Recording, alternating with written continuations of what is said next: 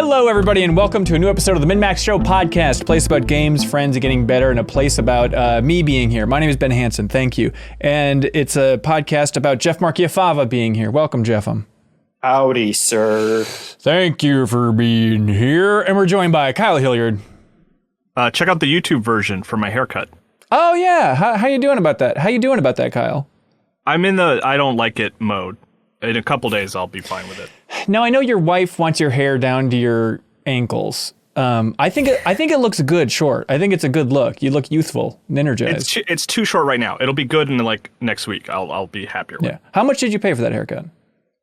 $35, and then I left a substantial tip. Wow. All right. Ooh. I started going to Great Clips maybe about like 2 years ago. Like I was cutting my own hair up until that point. And I was shocked, but I was like, $15 for a haircut? I'll do this every 3 months. That seems like a great deal. So Great Clips, everybody. Check it out. And then the John Edwards of hair care on the podcast. We have Janet Garcia. Yo, what's up? Welcome, Janet. How's it going? It's going. I was caught up on how much my haircuts are not $35. Really? Like how much in a year do you think you're spending on your hair? So just for like, to be brief, but also way too detailed. Yeah. When I was a kid, I didn't get haircuts anywhere. My parents cut my hair and my hair looked awful because they just cut it shorter. That's it. Then in high school, I got my first ever haircut. I probably did go to like a random salon, Great Clips, maybe $15, whatever. Yeah. Now I found a salon that I actually want to go to. And my haircuts are a lot a month, not a lot whenever I go. I don't know how often I'm going to go. I got one 6 months ago for the first time in the pandemic. Yeah. And that haircut was $135. What? Yeah.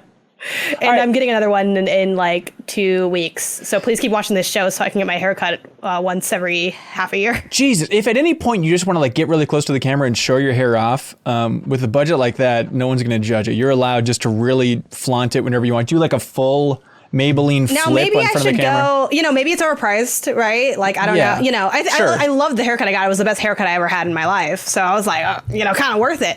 But yeah, I didn't really shop around. I just went because someone I know goes. And I was like, I like her hair. I'll go where she goes. But I was like, oh, I see that poetry business is going pretty well. She's getting these $135 haircuts. Make me her.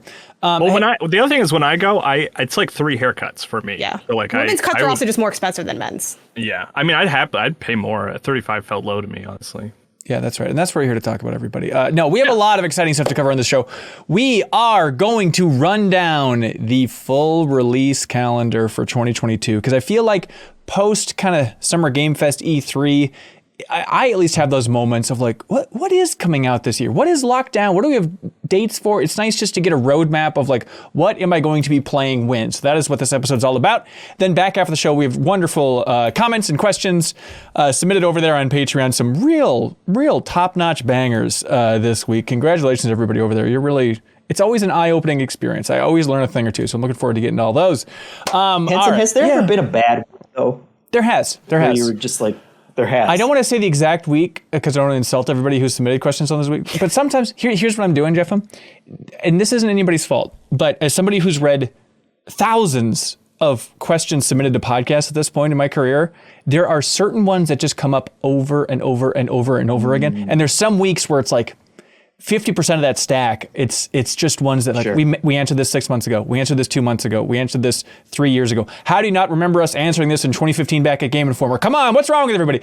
No, so there's those weeks where it's just a lot of those redundant ones. Or some are really specific and a little, I don't know, not as educational as they could be. But this week is great. Look, you'll see back after the show. Okay, here's the thing, Janet. We like doing this thing of trying to like gamify the release calendar, so it's not just, and then on August 29th, you'll never believe, coming to the Switch. And we've tried a variety of formats. We've tried gambling, betting, we've done a bunch of stuff. 2 years ago, we tried a format that seemed good in theory where it was release calendar 6-shooter duel, we were all pretending that we're in a Western, and you'd have to shoot one of your 6 shots. You only got 6 bullets on the games that you want to play. And then we got done with it and we said, that format wasn't great. Let's move on. Last year, we tried a different format. It didn't work out that well. So for 2022, I'm very proud to announce the 2022 release calendar 6-shooter duel, everybody. Oh, what an interesting idea. Thank you. We'll see how this goes. So we each got 6 shots. We have 6 games that we can claim. When I say the name of a game that you want to play this year, you're legally obligated to yell the word bang. That is how you claim this thing. Now, if 2 of you cow pokes, oh God, I hate myself sometimes. If 2 of you yell bang at the same game, sometimes. Same time, yeah, well, that's a good point. Then better than most. There needs to be a duel for this game. So then you have to actually argue why you think you deserve to play this game more than anybody else. And then it's legally binding. You're the only one that's technically allowed to play this game. Not just for the podcast, but on planet Earth. So be careful with your wishes, Janet. Sure. Okay, ready to go? Yeah. So you're saying names of games and we're yelling when we want to play them. You're yelling bang when you're... Well, you're not even yelling. You're firing one of your shots from your 6 shooters. So does that mean we each only get 6 games? That's right. So be very careful. And if I may, just a heads up, we're going down the calendar with like locked in dates. And then there is a bigger grab bag than you would think at the end of games that are still committed to 2022, but do not have a specific date. So I'm just saying, if you want to be stingy with your shots, it'll pay off in the end, maybe. But then, hey, you shoot your shot and then the game doesn't come out this year. Then who's laughing? Is there like a winner for this? Is it like who has the best games? Yeah, keep track of it's definitely cemented down and gamified. Keep track of which games you're getting, I guess is what I'm trying then to say. Then it's like, it's not even the best games though, because it's games I want to play. Right, Let's just go. Let's just start shooting and, whatever happens, happens. That's right. Here we go, everybody. July 19th, there's a game coming out that's going to be included for PlayStation Plus Extra, game called Stray, everybody. Hey. Janet Garcia taking Stray. Yes. No one else throwing out a bang. I wrote it down, but I didn't realize we only get 6 games, and so. Well, how many bullets are in your 6-shooter? Stray, PS4, PS5, it's coming out on PC as well. I think it's an Epic Game Store joint. Janet, what is Stray? Remind everybody. Stray is an adventure game where you play as a cat in a cyberpunk type world, presumably a world that is empty minus the robot inhabitants, and TBD on the story because they really haven't shown much of it. But it is an adventure game. So there is platforming, but it's more of like a magnetized type platforming where you just kind of click. So you're not really making the jumps yourself. Oh, really? To clarify. But yeah, and it looks super beautiful. Like you said, it's coming to PS Plus Extra. Day and date. There you go. Who could forget? And it looks amazing. And it's published by Annapurna, who never misses except when they do. So I'm down for it. I mean, if you're going batting average, Kyle, you're a baseball guy, is that right? Hitting ratio, your dad is. You're like 50% a baseball fan. Which, by the way, with that haircut, Kyle, you look more like your dad than you ever have before. And I say that with all due respect, with absolute respect. I appreciate it. But Annapurna batting average very high. So this is blue. They're even the Janet says, even the misses, you still are kind of I get it though. Right. That feels like an Annapurna game, What's the one? What are you hitting at? Yeah, what's the one? What is it? 12 minutes? I mean, it feels like an Annapurna. Sure. I mean, it just wasn't good. It got people talking, I guess. Anyways, that's from Blue 12 Studios, the name of the developer, and they haven't released a game yet. It's a bunch of former Ubisoft developers. I'm trying to figure out, every time I see this game, and there's a lot of hype about it, is it just a bunch of cat lovers that are hyped for this game? Or is it just the combo of great cat animation? I hate cats. Really? And I still looked forward to it. Okay. I guess I don't hate cats, but I'm definitely a dog person. Speaking of dads, isn't your dad a vet? You're supposed to be an all animals lover. Yeah, and in spirit I am, but if I'm gonna have a pet, it's gonna be a dog because dogs are 100 times better. But the game looks great, and the cat moves very cat-like, and that's the number one thing you want from a cat. Me. Yep, I'm with you. When I saw that cat run around, I was like, hey, I want to play that game. Hell yeah. But not as much as Janet. So here we go. July 19th, take it. You've adopted a stray cat, Janet. July 20th. I'm not allowed to play it now. Yeah. July 22nd. There's a game releasing on the Nintendo Switch and it's called Live Alive. Bang!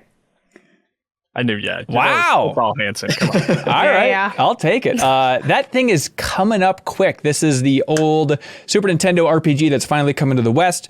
HD 2D visuals, directed by the co-director of Chrono Trigger.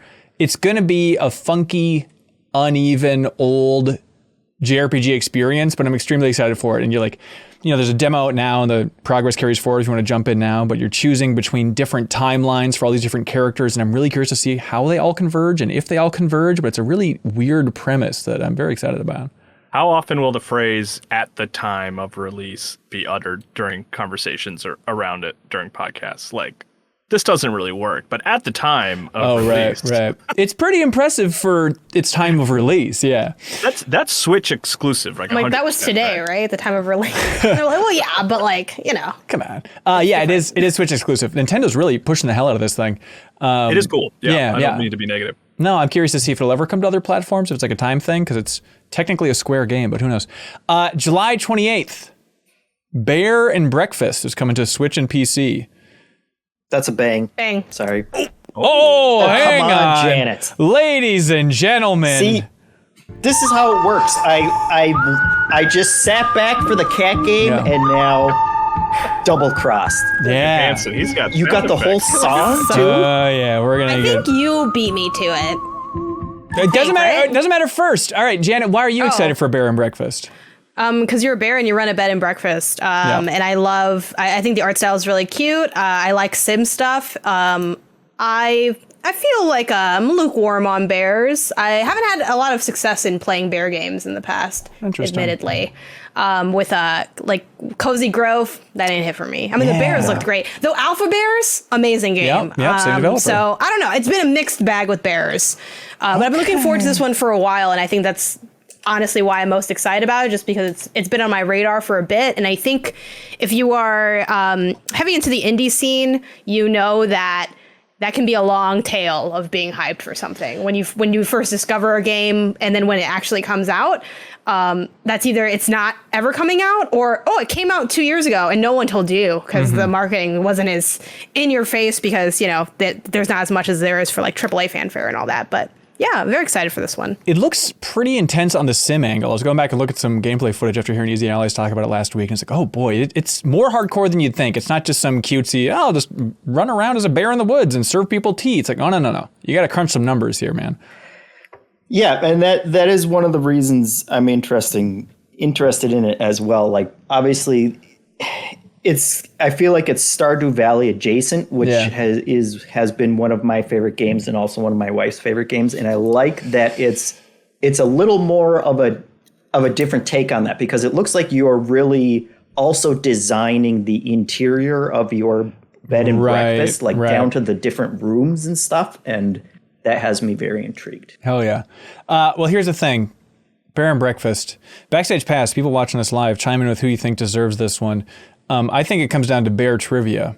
So I have some bear trivia here. One of the factoids I have as a cool fact about bears is that bears are big, strong, and fast. So this trivia is pretty detailed. I don't know if that's true, though. Like, you can't just believe everything. Citation needed. Okay, Jeffem, pop quiz. How many species of bear are in the world? Give me that number. Whoever's closer wins it. Price is Right rules? No. Okay. What? No. Good question, Kyle. I'm going to say 86. 86 species of bear in the world. Janet, how many species of bear are there in the world? 42. Janet takes it. I don't know what planet you all are on. 8 was the answer. 8. So Janet is taking Bear and Breakfast. Unbelievable. Remember to write these down. All right, July 29th. I love the random Also, we only change know that about now we're games. doing trivia instead of making our case for games. Well, look, I don't want having- to spoil anything. We spent 7 minutes on Bear and Breakfast. We have 1 million games to get through, so we got to roll. We can't debate all these things in depth. All right, July 29th, Xenoblade Chronicles 3. That's Hanson, you're not shooting this thing? There's a lot of games this year, Kyle. I love Xenoblade Chronicles 1. I'm not going to shoot it, but I'm like basically the equivalent of like, in Ghostbusters, like sliding the trap across the floor. I'm going to slide just the case for Xenoblade Chronicles 3 all the way over to Seattle so Kelsey Lewin can play this game. Enjoy. August 9th, we have 2 Point Campus. 2 Point Hospital successor coming out on everything known to man. And looks fine. Well, man. Okay, it seems cute. Solid. Yep, seems cute. August 11th, Cult of the Lamb. No bang, but I will say I wasted my shots. I shouldn't have shot Bear and Breakfast. Oh, so no comment. Unbelievable. Oh, I forget. Does Janet get her bullet back? How does that work? Yeah, you do. It's like real. It's like real duels.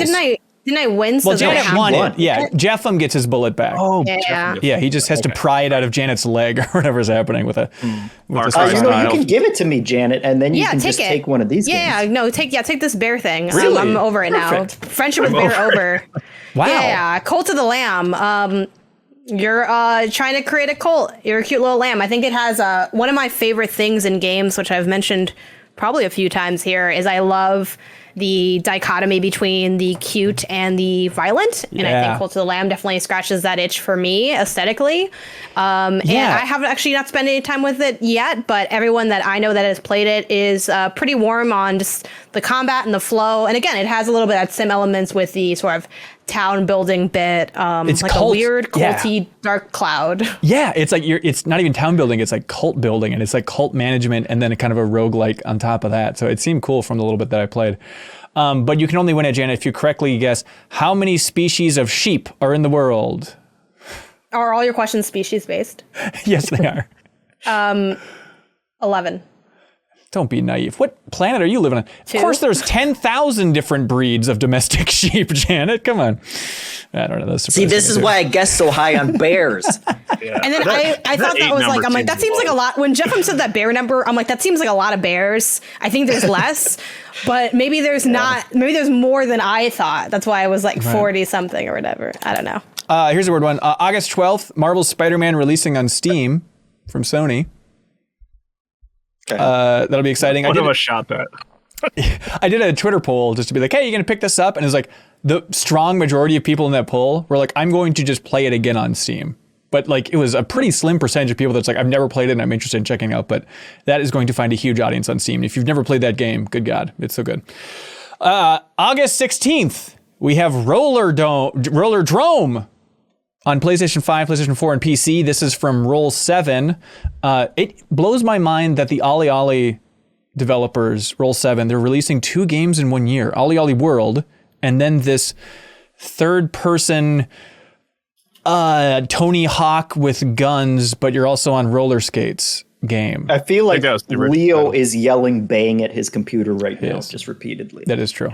It does seem cool, though. I was watching the trailer again, and I was dreading, like, oh, is this like a multiplayer arena thing? It's like, oh, no, it's just a single-player, weird-looking game. It does look like a multiplayer game. Yeah. Which is, I wonder how much that's gonna, how much of a marketing, like, uphill situation that is. Right. It is hard to remember that it's a single-player game. Maybe if they reveal more of the story, it wouldn't be less difficult to remember that. Yeah. But Roller Drome's the name of that one. August 18th, we have... Bang.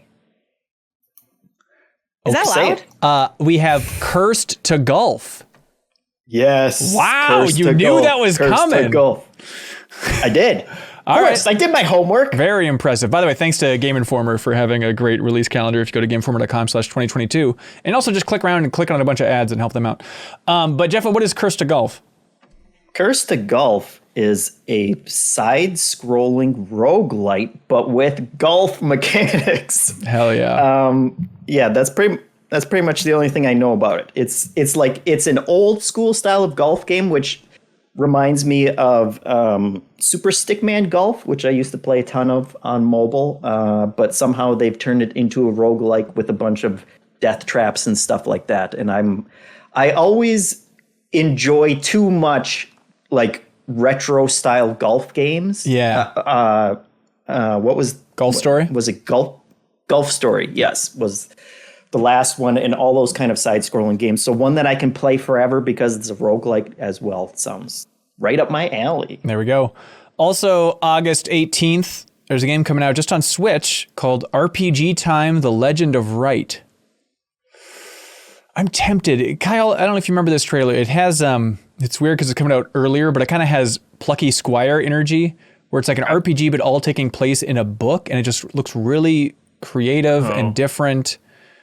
Also, they made a Will Wright reference in the latest trailer, of course, but RPG Time, The Legend of Wright looks great. My finger's on the trigger. I'll let you all know that. August 19th, coming out on everything.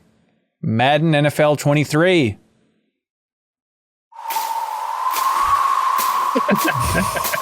Okay. I feel like that's unnecessarily rude. Well, if you're gonna be rude, I'll do it for Madden. It's like a AAA, EA, like sports that, I feel like that wouldn't have happened to any other game. Just gonna throw it out there. August 23rd, there's a game coming out called Midnight Fight Express, coming out on PS4, Xbox One, Switch, and PC. Small team. It looks like an interesting brawler. The writer of Destiny 2 is working on it. It seems cool. Okay, August 23rd. We got Saints Row. Bang. Yeah, I'll bang it too on that one. Ooh, interesting. Kyle, Saints Row. Don't be lewd. I know. I'm sorry, Kyle. What's the deal, Kyle? Why are you looking forward to Saints Row? I mean, it's weird to say this for a game that's like more than a month away, but it's like I'm just kind of in the mood for a good single player, like open world action game, city style. Haven't played a new GTA in forever. And I think Saints Row has the potential to kind of sneak up on everyone and kind of be like, hey, this is really cool and fun. The comedy isn't really stacking up. It's not that funny. It's not as funny as it wants to be, but like super fun to play and fun to just drive around a city, which I haven't really done in a while. I thought maybe Watch Dogs 3 was like maybe the last one that would like scratch that itch, and I just bounced off of it immediately. Yeah. So I'm excited for Saints Row. I think it's gonna surprise us. I think it is too. I'm Janet, you're smart. Is it bullish or bearish? Bullish. I'm bullish on Saints Row as a reboot. I think it's going to do better than people expect. I think there's a weird stink hovering over this game, and I think Volition's ready to knock it, maybe not out of the park, but they're going to hit the fence. I feel confident in that, at least. I'm going to Google how many Saints Row breeds there are real quick. Jeff, what do you think about Saints Row?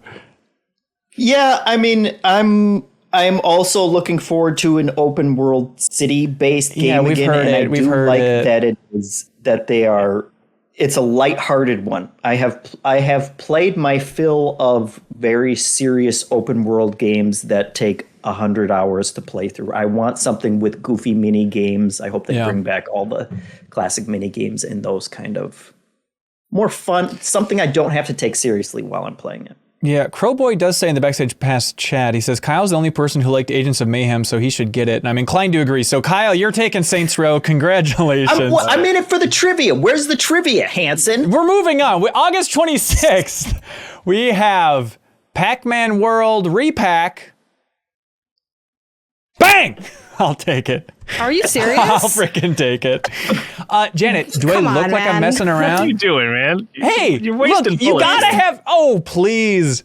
There's so many bullets left in this pistol. What even is this game? This is the remaster / remake / whatever the hell of Pac-Man World, which is a weird old GameCube 3D platformer that I never played. But that trailer looked fun, and we'll talk about it a little bit more next week. But like, I've been playing Klonoa on my Steam Deck and just having a blast. And it's like, I'm in the mood, believe it or not. Maybe it's Jak and Daxter inspired for just like some good, fun, simple platformers. And like, I would like to play Pac-Man World Repack.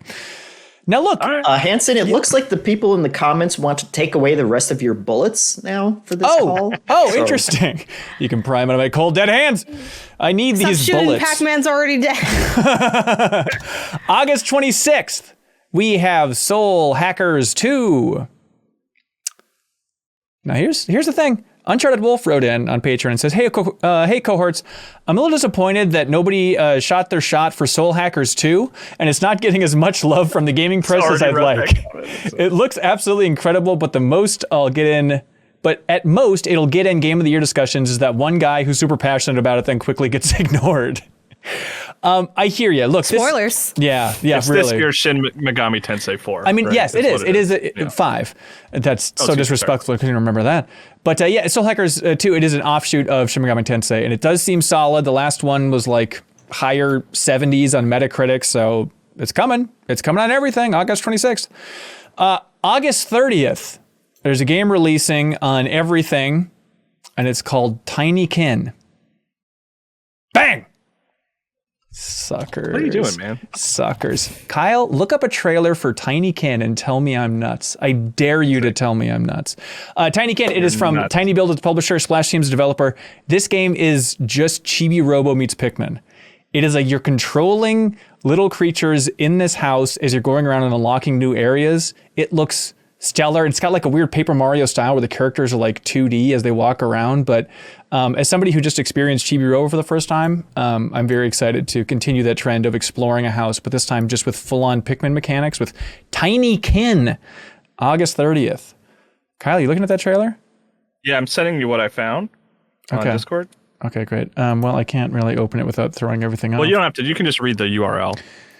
Yeah, it's Walmart. There's a reusable douche kit. Yeah, that's right. That's what happened when I Googled tiny. I think it autocorrected to tiny kid. No. It's a reusable douche kit. Sometimes we like to throw like things that are available at Walmart in this list just to try and spice it up a little bit. So August 30th, everybody head to Walmart, please.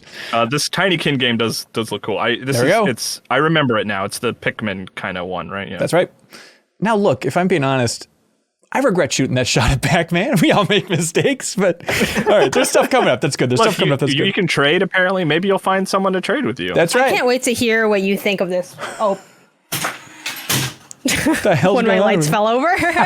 What you think of this Pac-Man game? I'm going to tell you all about it. When it comes out. I want a full report. Okay. I know a podcast I look just forward for to not having to play or know about it because it's been erased from my mind now that you took it. So, well, I'm going to jump on this podcast and repack it into your brain. September 1st, everybody. The game that just won't go away, much like the creature itself, The Lord of the Rings Gollum, releasing everywhere. You said September 21st? Oh, first. September 1st. I thought you jumped ahead of some things that I'm interested in. No. Oh, that's telling. Moment of silence. We can have our moment of silence now. Yeah, sorry, Gollum. I just don't think it looks great. But hey, prove me wrong, everybody. I think you could honestly pick probably any other character from Lord of the Rings, and I would have been more interested for a video game. Lord of the Rings, that character. Yeah, that one eagle. I'd be like, yeah. I hope they do. Eagle? I hope it does something interesting, but it's just. It's a hard sell. It's a hard sell. Speaking of hard sell, September 2nd, The Last of Us Part 1 on PlayStation 5. No! Really? We only have 6 bullets, so... I've already played it. Spoilers, I am going to play like some of the games that I didn't shoot. But yeah, I mean... It's only 6. I'm not going to spend one on this one. Yeah. For this game. No. Curious to see it in motion, but I think that remaster looks so good that it'd take a lot to sell me on that thing. All right, September 6th, we have Temtem finally going 1.0 on everything. That's the Pokemon clone. I think it will be played in my house, but probably not by me. Interesting. September 6th, we have one of the weirdest games in the calendar, the Tomorrow Children: Phoenix Edition, where the fine folks at Q Games finally got the rights back, and they're reviving the Tomorrow Children, which is that weird Russian Minecraft. I feel like you're almost like bearing the lead to a certain degree because it's a game that came out and uncame out. Like it was not a successful game from the creator of Star Fox, right? And then they've always been really passionate about it, and still tweet about it all the time. And now they're bringing it back to life to give it another shot. It's you don't see that often. No, it's a real APB Reloaded situation. September 9th, we got NBA 2K23. September 9th also, we got Splatoon 3. Bang. There we go, Janet. If they just said Splatoon 3 is coming September 9th, would you buy it? Or is there anything specifically in like what they've shown so far that's pushed you over the edge here? I'm just buying it. Yeah. Like I love Splatoon, so I'm going to buy it. Like they'd have to like take out a lot of parts of the game for me not to buy it. It is very much the same formula, but the good news is because even though it maybe isn't what I would have wanted for Splatoon as a franchise, because Nintendo has decided to just make different entries, we don't have to have the awkward conversation of the Overwatch to Overwatch 2 problem. Like they've already decided they're just putting out more iterations. And hopefully this one gets more attention and more and that they're learning along the way on how to improve and make this a more interesting experience, but also one that is a little bit better in terms of online like matchmaking elements. I'm not betting that they will, and I'm not banking on the fact that they will, but I'm hoping they will. New weapons, new stuff going on, new campaign. The campaigns are actually really good in this game. I love Splatoon. It is one of my favorite franchises, and shout out to Nintendo for actually really establishing a new IP, because I think they're known for so many other long-running franchises. It's not often that a new IP from them breaks through that and becomes an integral part of their marketing cycle, but Splatoon did that, and I think that's very special for a competitive shooter that Nintendo puts out. Yeah, I'm looking forward to it. I'd imagine they're going to have like a Splatoon 3 Direct, hopefully show off more of that single player stuff, because just like the tone of the trailers for the single player stuff looks so wild. That's definitely the part that I'm most interested in. All right, September 15th, Metal Hellsinger. It's a game that Sarah was excited about. Was it Jacob Geller was also excited about this thing, where it's kind of the musical version of Doom 2016. It seems cool. Yeah. September, hell yeah. Move on, but hell yeah. September 22nd, Session is finally coming out. Session : Skate Sim, as it's called now. It's interesting it's getting out before. Hold the phone, Hanson. Oh, did I miss one? Objection. Yeah, please. Are you skipping Evil West? Yeah, Is I was. that not still? I skipped Evil West. Well, I'm going to bang it anyway. I'm going to bang it like a, cowboy in a sci-fi supernatural open world game that shoots vampires. What day is that? September 20th. September 20th. Now this is confusing because it's YouTube. It's not Weird West, which came out earlier this year. This is Evil West, which is like third person shooter. They're all this. I mean, isn't Weird West a genre at this point? So but Weird West was specifically like the immersive sim, the isometric immersive sim. So this seems a little bit different, but it's just. What about Wild West? Well, Wild West. Did they ever make a Game Boy Advance game for Wild Wild West? Was there anything? It would have been Game Boy at that point. But anyways, Jeff, what about you? Just like shooting vampires in the West? Is that the idea? Well, we all know how much I love starting Western That's games. Right, of course. But yeah, I like when shooters do something that's different, and a game set in the Wild West where you're shooting like a bunch of really weird looking monsters with weird weapons and almost like arcane style weird abilities and things like that's intriguing enough to me to take a shot on it. Yeah, it kind of looks like Dark Watch, that old High Moon game, if you remember that. It kind of has that vibe. Which I like those. There we go. So. September 22nd, the game that if I quizzed everybody, they would insist is not a real thing. The Diofield Chronicle from Square. If you remember that strategy RPG that everybody thought was going to be Final Fantasy Tactics, but no, they said this game is called The Diofield Chronicle, coming out on everything, September 22nd. If you enjoyed, what was the other game that came out early this year from Square that was also strategy based that people forgot about quickly? Triangle Strategy. Yeah, if you enjoyed Triangle Strategy, look no further. You can have 2 in 1 year. September 29th, Valkyrie Elysium, coming out on PlayStation 5, PlayStation 4. Honorary Joe Juba bullet for that one. That's right. The invisible ghost shot of Joe Juba. Also, this seems like a bad idea. Same day, they're releasing Valkyrie Profile Lenneth, which is a remake of the first Valkyrie Profile that was on Vita or PSP. I think PSP. But they're releasing that the same day. It's like, shouldn't you release it like 2 months ahead of time to try and gain hype for your new Valkyrie Profile game? But I'm not going to tell Square what to do. All right, October 4th. Very curious about this. Overwatch 2, October 4th. Good. May I remind you, ladies and gentlemen, this is 2016's unquestionable game of the year. This is a sequel. Although yes, re-released, Hanson, is the point you're making. Well, I say that I have not touched the game. Well, it is. You're not wrong, though. We all know it. It is stunning. I mean, it was my second favorite game of 2016. I loved it so much, that first game, but it is going to take a lot to get me into Overwatch 2. Like maybe if all my friends are playing it and they love it. But other than that, I'm really curious to see how that rolls out there. Okay, sorry, Overwatch 2. October 7th, Marvel's Midnight Suns. Bang. That's a bang for me. Oh, interesting. Interesting, Store Jeff.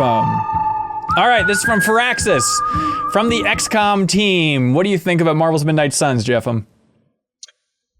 Well, I think we still don't know a lot about it. I think everyone assumed, okay, it's XCOM, but it's Marvel, which I would absolutely be there for. It sounds like it may be a little different from that. Obviously, your characters are not going to be dying in the middle of missions or whatever. And then there's like a weird card-based system on top of it that has me. I love my card game, so that's only a plus for me. Yeah, I like Marvel. I like XCOM. Didn't finish XCOM 2, which pains me to this day. Ben Reeves is involved in it, which is kind of a fun thing. Spider-Man's in it now. We all love Spider-Man, and that weird thing that he's voiced by the same actor as Insomniac Spider-Man, but it's not canonically the same Spider-Man. That's weird. I think I'm still turned off a little bit by the card system. I'll let you take this one, Jeff. I'll let you take Marvel's Midnight Suns. I hope you enjoy. Hope you enjoy. Here I was thinking Hansen would take advantage of his judge title that he's given to himself to just take it. I know. He can just make up any rule he wants as a tiebreaker. But well, I don't see anybody else declaring themselves the judge. That's true. He knew in his heart that he just wasn't fully committed to that one. You're right. So I appreciate the honesty. Right. October 18th, we got a Plague Tale Requiem. Seems cool. I look forward to beating on Brian's tweets. They're going to be often. Mm-hmm.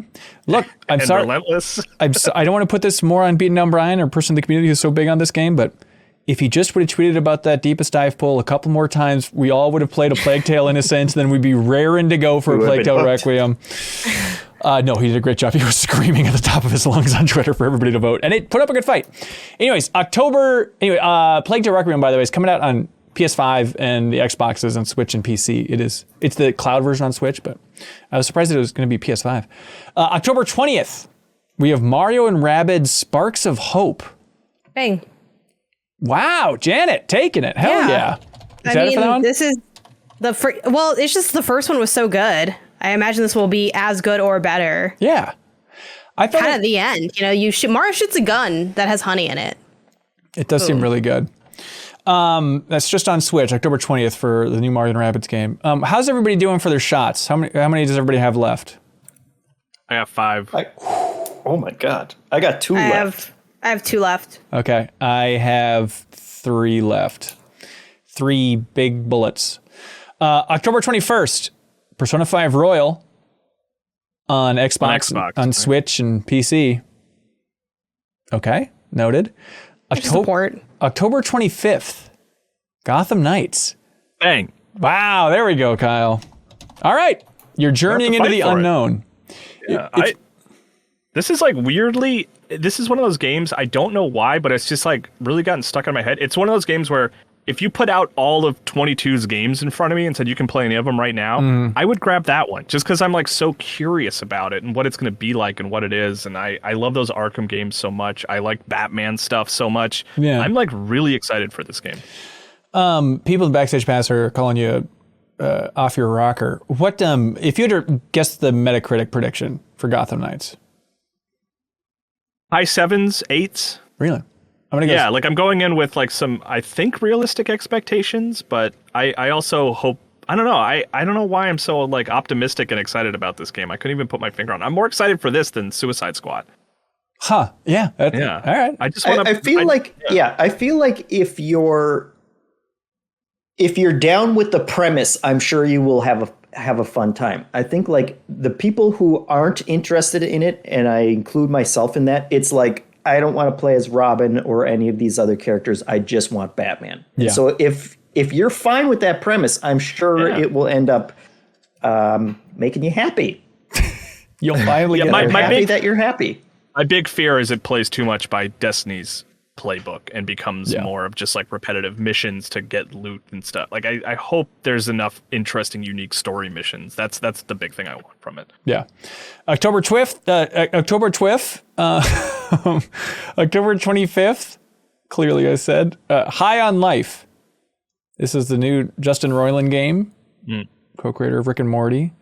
Kyle's the biggest fan of his previous entry, yet not enough to bang on this, even though he's got nothing but bullets in his pockets. Bullets left. Yeah. Wow. Okay. Yeah, I got some. All right. Some of those TBAs. I think there's a lot in there. Yeah, TBA is the place to be. Oh yeah, I got no space for those. I'm not getting any of those. Spoilers. You're gonna regret that. October 27th, we have Star Ocean: The Divine Force.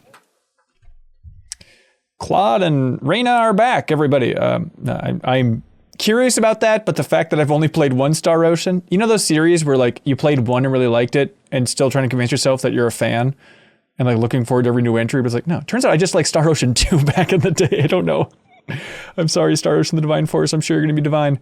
October 28th, Bayonetta 3. Oh, we learned that today at the time of this recording. That's right. Yeah, they finally put a release date, a new trailer for this thing. Jacob Geller will honorarily give this fully to him as our stylish action, Mr. Main Man. New trailer. My favorite thing, Kyle, on planet Earth right now is every time there's a new Bayonetta trailer, just going over to that Reddit and just trying to gauge people's reaction and trying to watch that community piece together what the story is for Bayonetta 3. Because like, I played Bayonetta 2, I could not tell you one thing about that story. Well, I think there was a guy named Loki. There's a kid named Loki. I think is about as far as I could get. He wore a vest, I think, right? Like a sleeveless vest. It could be. I think he may have been in a city next to a fountain at some point. Outside of that. Sounds right.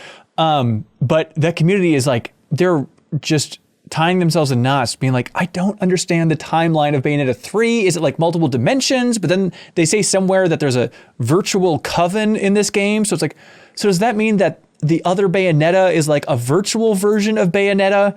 It seems very messy, but I think folks are quite hyped. There's a new character they revealed this week, Viola, who's a new playable witch, and she has like a grappling hook and stuff. So there's cool stuff. But I feel like Bayonetta 3, it's like, just put it in people's hands.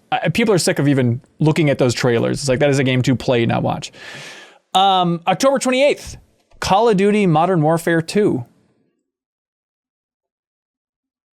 Isn't it odd, the silence about Modern Warfare 2? Because Modern Warfare, like that 2019 game, was fantastic. And so it's so bizarre that this is the follow-up from Infinity Ward, and just, is it still, do you think, falling into that case of press being like, Activision, I don't really want to go out of my way to talk about their games? We're going on like, I feel like a decade now, which is like weird to say, but it's like Call of Duty fatigue is just like always, it's just consistent. It's just like always there. But I mean, if they took 2 or 3 years off, I think I would be excited to revisit Call of Duty, but somehow that yearly cadence just makes me, I'm not interested. I think the multiplayer space is so much more competitive now than I think it used to be in terms of shooters. Yeah, it's a tough one. And I feel like they have talked about it more. I've heard more about Modern Warfare 2 than I certainly did last Pop quiz. Was it Vanguard? Yep. Yeah. That one seemed just absolute radio silence. Yeah. And at least this one, there's been the circling confusion about what the hell it is and why is it called Modern Warfare 2 when there's already a game with that exact name and whatnot. It's brand recognition, baby. Yeah, I mean, I did like Modern Warfare 1 reboot when that one came out. I did have some problems in terms of tone with it and some of those things, but yeah. All right. We only got 6 shots. We don't need to spend time on this podcast talking about games we aren't excited about. Which is why we'll all make room for October 28th, Resident Evil Reverse, everybody. The multiplayer Resident Evil game, the cel-shaded one. Oh my gosh, I forgot that this was coming out. When did this get announced for the date? The date, I think they announced it during that Capcom Summer Games Fest Direct thing. At the same time, they announced that October 28th, Resident Evil Village Winter's Expansion's coming out. Play through Resident Evil 7 in third person, 8 in third person, which is kind of cool. All right. I'm excited for that DLC. Yeah. How excited are we talking? Do you want to play it or not, dude? I do want to play it, please. And there's only one way to play really it. Nicely. Wait, is it up for being shot at? I thought it was next year. It's this year? Oh, is it part of that Winter's expansion? I could be wrong. I don't know. It wasn't on my list to shoot anyway. So no, okay. November 4th. Harvestella. Bang. Bang. Bang. Dang it. Hang on. You heard him fire 2 shots, right? Am I wrong? He shot 2 shots on that. That doesn't warning Let the Come record show. on. Warning shots in a duel. Harvestella, this Square Enix Rune Factory game. Sorry, Jeffem. I'm claiming this one. Have you ever played a Rune Factory game?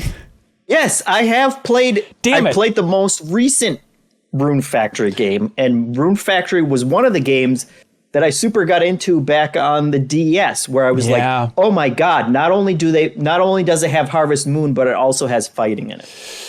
Yeah. But what was the last Square Enix game you enjoyed?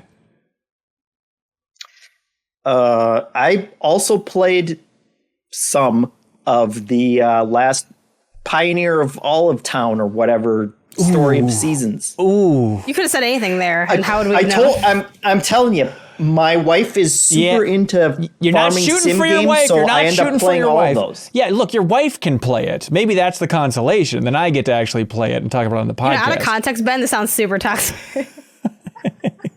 Yeah. Yes, that's right.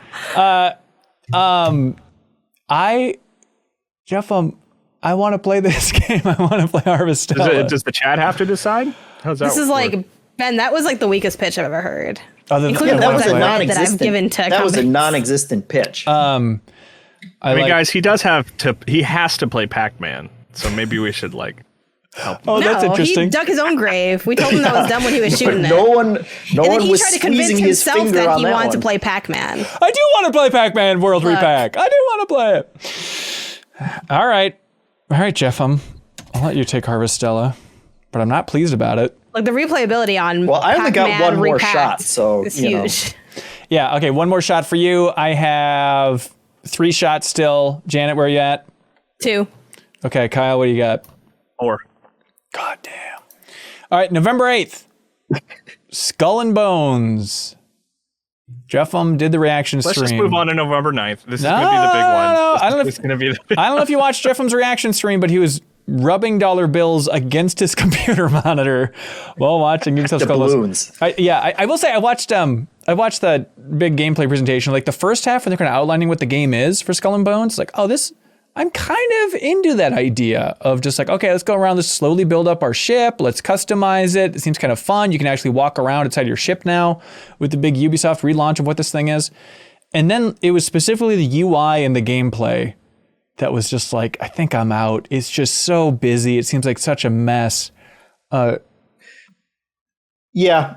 I mean, it was when they started that presentation, like they obviously knew exactly what fans had wanted to hear, which I'm sure, the feedback for the past 5 years or whatever was like, I want to get off the ship and I want to pirate RPG and do other stuff. And so they certainly led with that, which got me excited. And then the rest of it was like, okay, how much are you actually getting off that ship? Like, Right.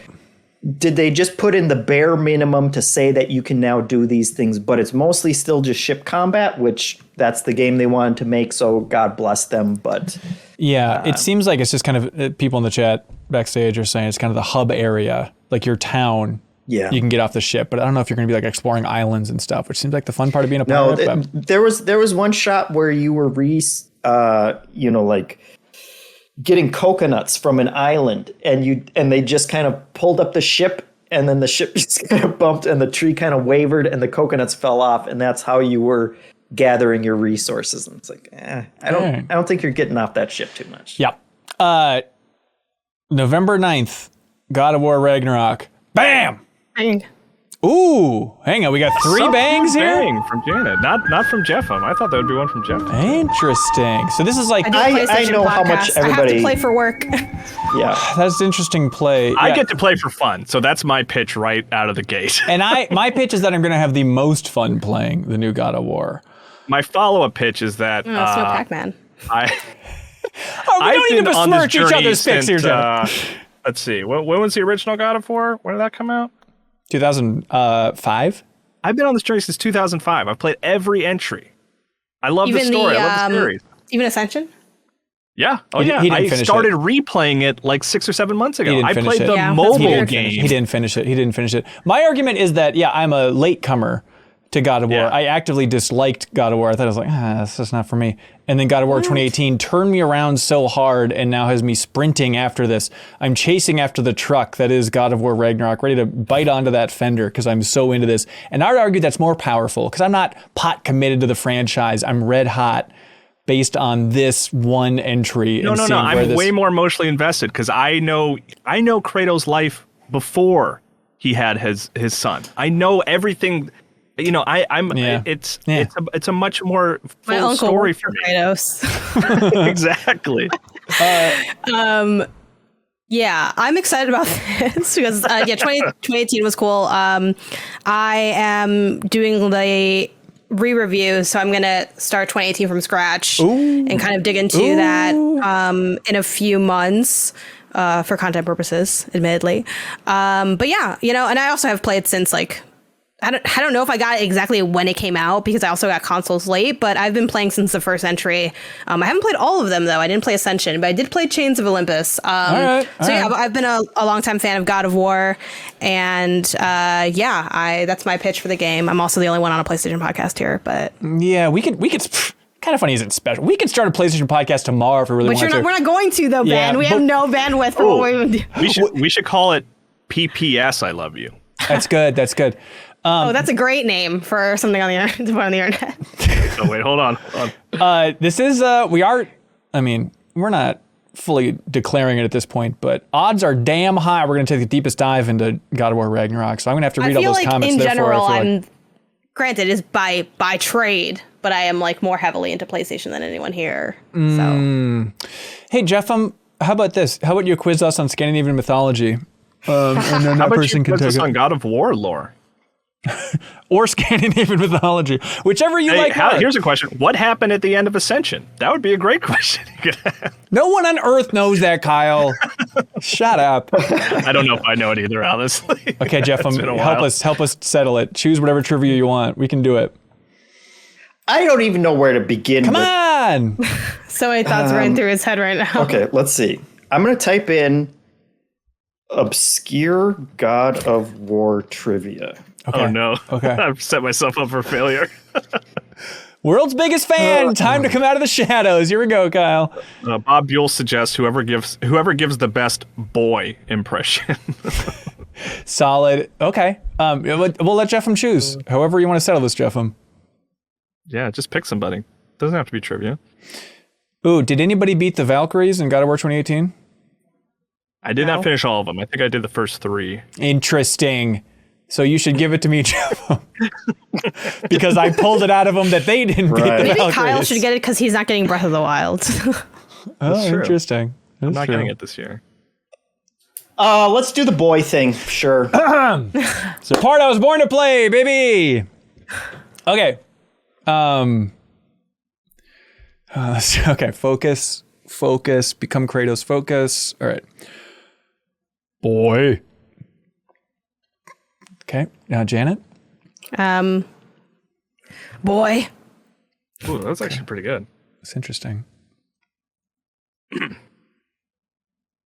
Boy. Oh, that was so much better. That's Kyle. Come on, please. Hang on. Jeff, could you, I think it's up to you, man. You got to make that call because it could go, go anyway. I mean, that was obviously Kyle. Yeah. Hanson, you sounded like some kind of weird Jimmy Stewart farmer or something. That is the only impression Ben does well is Jimmy Stewart. But hang on, can I have one more stab at boy? No. Yeah, sure. Okay. Hang on, I just like to play music to pump myself up. Okay, hang on. Get in the boat, boy. There it was. What'd you think? Wow, you nailed it. That was amazing. Thank you. Had the lip sync down. We'll edit it in post. All right, Kyle. I knew I should have gone more gravelly. All right, November 17th, Company of Heroes 3. Wait, so is that I got it? Yeah, I get it? Yeah, of course, Kyle. All right, Company of Heroes 3 from Relic. It's cool to see them making a new RTS. I haven't gotten into the other Company of Heroes games, but now these are the developers of Age of Empires 4 in their next RTS. That's exciting. Exciting for them. November 18th, Pokemon Scarlet and Violet. Bang. Oh, yeah, same. Okay, Bang. let the record show she would have lost in that duel so hard. Well, hold on. Is this a one person takes Scarlet, one person takes Violet situation? No, that's no fun. No, that's no fun. cheating? I want to grab both of these and run off over the horizon. Let the record show. Pokemon Legends Arceus was in my top 3 of the year so far for last week's podcast. I don't know if that's any ammo here for my I don't anticipation know. of It Scarlet shows that you Violet. lack critical assessment. I don't think it has anything to do with You're back in shows the that you series. don't You're like like, that you're not playing enough games, Ben. I don't know. all right. I mean, anyone can put anything anywhere. Like, I don't think it says anything. We were both on the deepest dive for Legends Arceus. That's so right. we're tied there. Jeff, Yeah, I'm I mean, Pokemon Hanson trivia. had to be on it because he's host. I was Yeah. delighted Chose to be on it. Also, generally, Ben likes Pokemon a lot less than I do. Quiz like a us. lot. Jeffem, Pokemon quiz us. I dare Knowledge you. has nothing to do with love. That's just a way that you can memorize facts. Like, I don't doubt that you had to study a bunch of stuff for some content you had to do. No, but that's different. That's different. You know, in the film Lady Bird, there's that line where she's talking about her hometown, and she's like, I don't love my hometown. I just pay attention to it a lot. And then the wise lady thinks the principal says, what's the difference? I think if you love something, that just means paying a lot of attention to it. So therefore, love does equal. I think you're trying to knowledge. distract from the fact that you don't have anything meaningful to say about this game by forcing us to do a quiz. All right. Hey, Janet, name one of the 3 starters. Oh, man. God. There's one, Something one like got turned to a song. Sprelio or something. I don't know. The cat one that looks like Oh, you mean Sprigatito? Yeah. Sprigatito? I think is Maybe. the name of it. All right, that's it sounds something. kind of like pasta. Yeah. But that was a good one. You know, I'm not gonna lie. Thank you. Quaxley. There we go. Okay. All right. Quaxley's good. But all of them did leave my mind because I didn't look at it that closely. Okay. So, which one of you is going to say the third starting Oh, Pokemon? is that how we're breaking it up? Oh boy. Quaxley's Dino Boy. it's the big honker guy. I see you with the hands on the keyboard, Hanson. You're Oh, not to be fooling fair, I was anybody. writing down Pretending time- pretending like you're running No, the show. it was a time code for you swearing. I swear. Okay. Can I swear? Wait, hold It's on. Look, I think we should still just okay. Can you give us a I don't hint? know. Can you give us a hint, Jeff? What does it start with? Oh, I can't say that. Not gonna lie though, this is why I want to just talk about it. Look how embarrassing this has been. Like this is rough for both you. of us. No one looks good here. God, I don't know. I don't remember his name. Olive, the olive guy. Kyle, do you want this game? Obviously, you know. No, I'm good. This is. Should we give him a this is letter? We can throw a sloppy. letter at Yeah, him. give me the This is first letter. sloppy play. First letter. All right, you guys ready for the first letter? Yeah. F. Oh, I got it. Fukuro. Fuecoco. Fusero. Fuecoco. It's I think Fuecoco. Fuecoco. Yeah. Janet was close and faster. I debate faster. Is it? Hang on. I got only it. in the Does that not sense that stand the for words anything? Came out of her mouth faster than you. I got but 2 of the 3. with a hint. We gave you all the time in else the are we world to going come up with off of? Look, here's the thing. I'm gonna throw this out there, and you're gonna take it for what it for however you're gonna take it. Yeah. One of the reasons I didn't know this more is I personally don't like to consume a lot of like ancillary You're or such a additional content in the fan. lead up. I see. I had to go in as fresh as I can. So yeah, I saw when they dropped. I didn't memorize the names. Again, I think especially with Pokemon, so much of the love of that franchise is predicated on having an insanely intimate knowledge of the franchise, and I think that's a right. misstep. I mean, I love Pokemon, but I still don't know a lot about breeding or a lot of the systems that are in that game. But Right. I think that's the beauty of that game. You can come for it for whatever you want to come for it for. And I think time and time again, I've been part of this all the time. You know, I came back in with Alpha Sapphire. I did the guide for Sun and Moon. I played Pokemon Arceus for the deepest dive. On my own, I did Sun and Moon. I still think that's one of the best 3DS games. I just did a blurb for that in the handheld history book. And almost every time I brush my teeth, I use the Pokemon Smile app. Okay, So- that's something. That's some ammo. And I Look, have Pokemon behind me. I can't make this call. It needs to be Kyle and Jeffem, but look, Oh, man. I like Pokemon Legends Arceus more than Janet did, and I got 2 of the 3 starters. I mean, what do I got to do here, folks? What do I got to do? I'm still not counting the one that we had to give you. What? You didn't give it. You gave me the first letter. She had the same odds that I did. I mean, we gave you the first letter, and then Janet said Furucoco, and it was like, No. oh well, gee. Check the tape. What do you expect at that point? The tape. How about we let the commenters? This is a democracy. This is how Starman MinnMax asked works. for us to do the poker just throw rap. out Hanson or Poker Janet. rap. Man, it's a little different every time. No. Okay, you're right. Backstage passers, Janet or Hanson, who gets Pokemon Scarlet and Violet? Just we got Crowboy's leading Janet based on got- the Pokemon Smile app, which is pretty good. Oh, what is this? A Janet landslide? You monsters! Thank you. I've said This isn't even close. I said a lot of nice things. I have not seen a single Hanson yet. I've said so many nice We things can about this community. wait. Yeah. We can wait to see if anyone. Oh, there's a sorry Ben goes to Janet comment. Yeah. Oh, look, there's one. All right. Someone said Pac-Man sends his regards. All right. Take it. It's going to suck anyway. December Thank you. 2nd, we have the Callisto Protocol. Callisto I'll bang that one. Oh, Oh, is this Callisto Protocol? he didn't even Do we need bother to say it listening. that way? Didn't even bother. No. I can't think of another way to say it. All right. It looks like Jeffum's taking it. The only one who heard it. I'm bang on Callisto Protocol. I was making a joke in the YouTube You're a chat. mile away from that one, Kyle. I know. I was Come on. distracted. Slow on the draw. Now, Kyle, this is not Callisto Protocol 2. I know you're all about Dead Space 2 more than Dead Space 1, so I don't That know is if true. that's a That is factor here. Jeff, what's your pitch for the big Dead Space-like Callisto Protocol here? Yeah, it's made by the Dead Space people, and it's the Wow. Dead Space game that everybody's been wanting. You sound bored for even a long saying time that. that EA refuses to make. Except that Yeah, they are otherwise, making it.